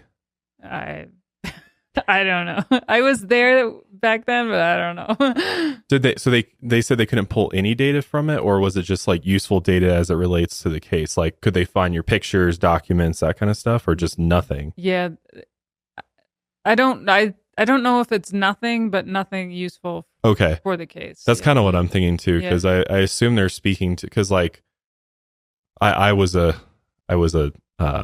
in IT, and I was actually a Geek Squad agent for a while. So I used to do a lot of data recovery stuff. So I'm familiar with the process. So I'm just curious on what data you could access, because I used to pull hard drives for people all the time and pull data. But my guess is they were looking for like web activity, things like that, and back in Windows XP. And so it's probably a little bit harder to pull files like that. And depending on how it was set up, there's a lot of factors to that. But that's unfortunate. Also try to get access to her MySpace account, which who knows who's even running MySpace these days? Tom, I don't know.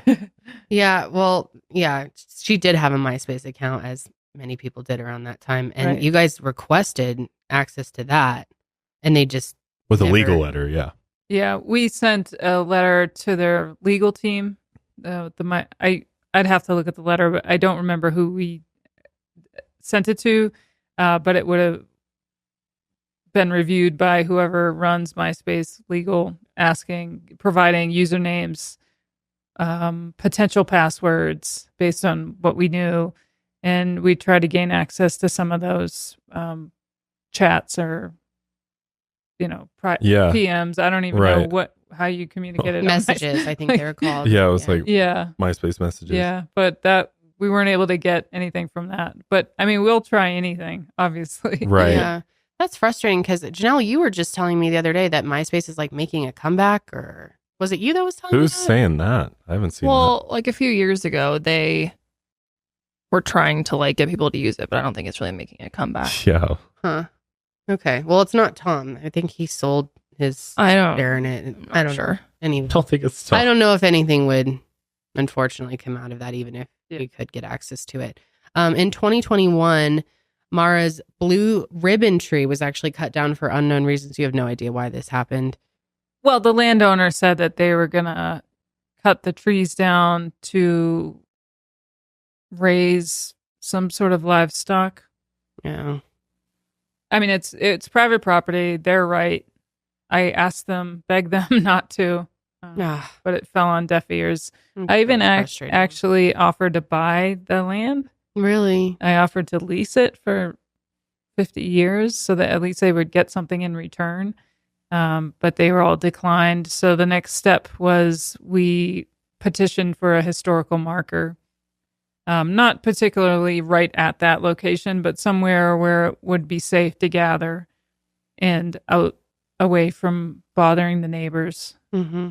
Because thousands of people come and pay tribute to her every year, I understand. Well, you're not all at the same time, but there's definitely people that are very interested in seeing the location. And it is a dangerous corner, and it is private property. And so we encourage everyone to stay off private property and respect the neighbors that had this tragedy happen right outside their doorstep, but didn't ask for it. Right. And so I encourage people not to go knocking on doors and going on private property. Yeah. It's not helpful for anybody. So you guys just had a vigil last week. Yep. How was that? It was really moving this year. We had a lot of people this year. I think at the end head count was about over 100. Wow. Yeah. And this was for the 20th anniversary. Yep. Wow. We rented a hall and had pictures, and we played a tribute video, and it felt good to be surrounded by so many people who care. Yeah. Yeah. God, 20 years. I can't believe it. I know. Does that just feel so surreal to you? It feels surreal. In some ways, my family feels frozen back in 2004. Totally. And it's hard to move past that because Maura's frozen in 2004. There are no new pictures coming out. There are no new memories being made. And so much of my life is revolved around 2004 that I feel it's impossible to go through a grieving process when there isn't resolution. And so what happens is you find yourself just going in these cycles of different phases of the grieving process, because for us, it's not linear. So it's not like you go through this phase and then you get to this phase and then you can move on from it because you have that resolution. Like in traditional loss, with ambiguous loss, it's a mess. Yeah. It really is, emotionally. No, I just cannot imagine what that would be like after 20 years to still not have really any solid answers. It's just got to be so insanely frustrating. How's your dad dealing with things? Like, where's his mind at? He's still fired up. He's 81 now, and he keeps himself in tip-top shape. And I know that's because he doesn't want to. He knows he has more work to do, and he doesn't want to let Maura down. But he's doing good health-wise. We talk every day about Maura and the different avenues we're going to approach. We usually disagree on approach, but we agree on the end goal, and that is we need to find Maura. And we're a good team. We work well together. We butt heads a lot, but and a lot of it's that New England banter. Like that's just how we communicate. We talk smack, and that's normal. So I think if you overheard a conversation with my dad and I, you'd be like, "What is happening?" It's like we guys mad at each other. We love each other, so much, but this is just how we communicate. It's normal. Yeah. I understand that. Yeah. And then in real recent news, the Attorney General, John Formella, who came to the vigil. Well, the Assistant Attorney General. Oh, the assistant did. Came to the vigil, which was huge. That was really cool. It's still great to have that acknowledgement. It was so kind. He didn't have to do that. And I thanked him publicly for it. That meant a lot to my family. So they released an age progressed photo produced by the FBI. Just on February 8th. Yeah, it was pretty. What do you think of that? It's pretty crazy to see. We have mixed feelings about it. I told people when it first came out that I think I'm a better age progression for Maura than I can totally see that than the photo. But I mean, it doesn't hurt. Yeah. Right. Yeah.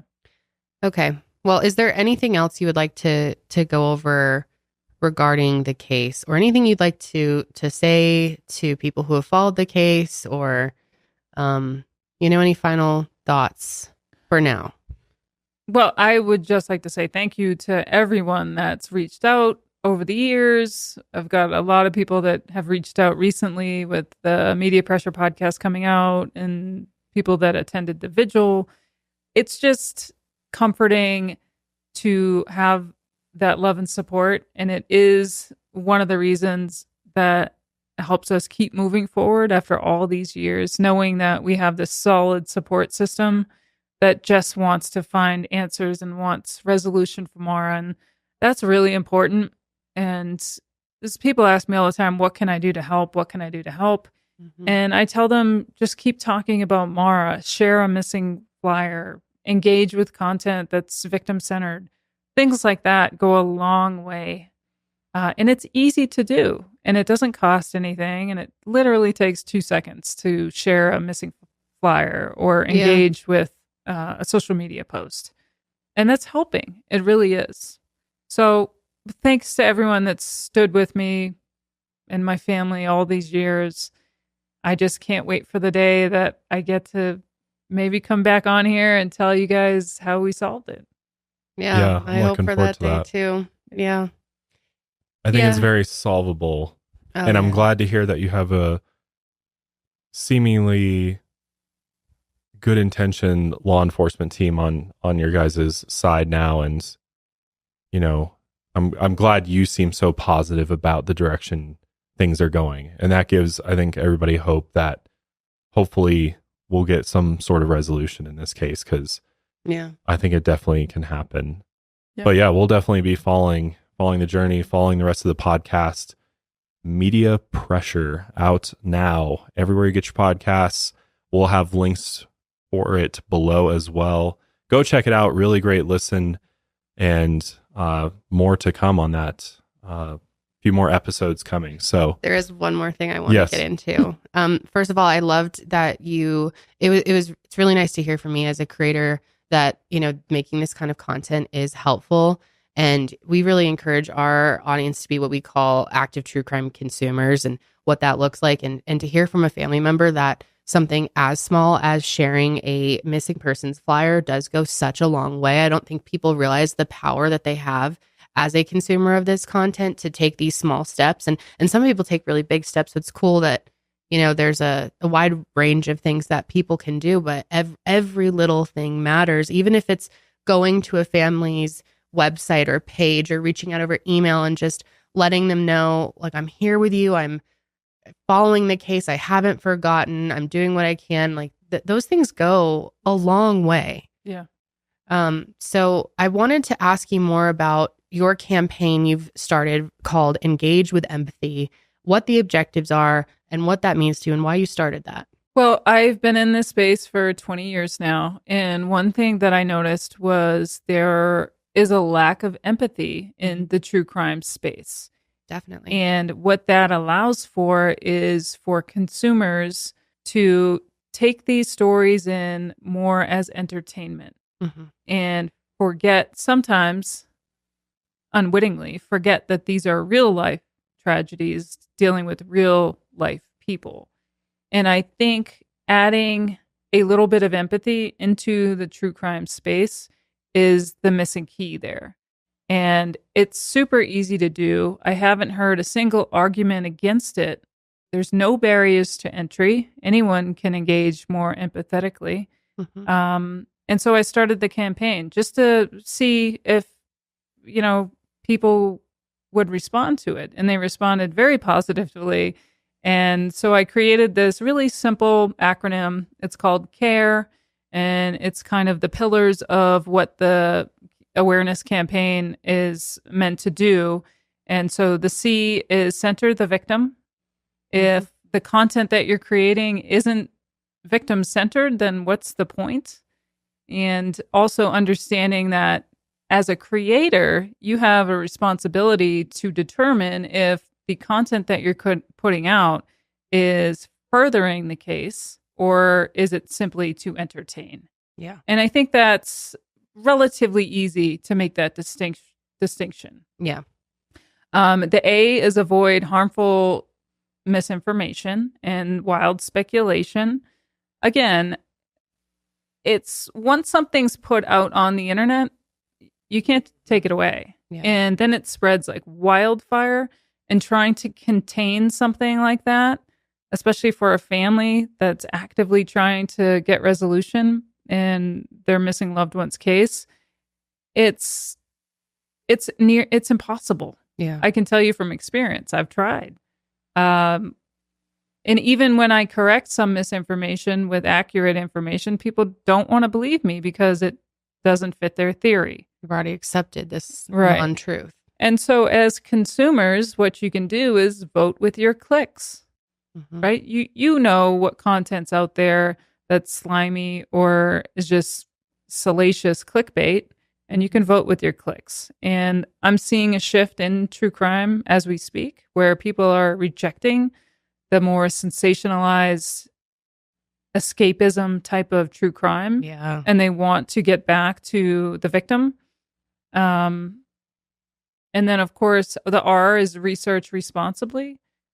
This is a big one because a lot of times people read something on the internet and just assume it's fact. Yeah. Well, there's a responsibility for creators and consumers to do their due diligence and make sure that they're looking at the sourcing and the veracity of that sourcing, looking at,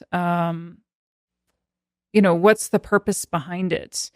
And it will take a little time, and it's not a passive thing, and it takes a little work, but in doing so, you're preventing harm and unfair public indictments of innocent people by spreading untruths. I was going to say, this is very interesting. Do you think this clearly applies to unsolved cases that are ongoing and currently happening, but what about cases that are solved, done, the perpetrator's been convicted, they're in prison?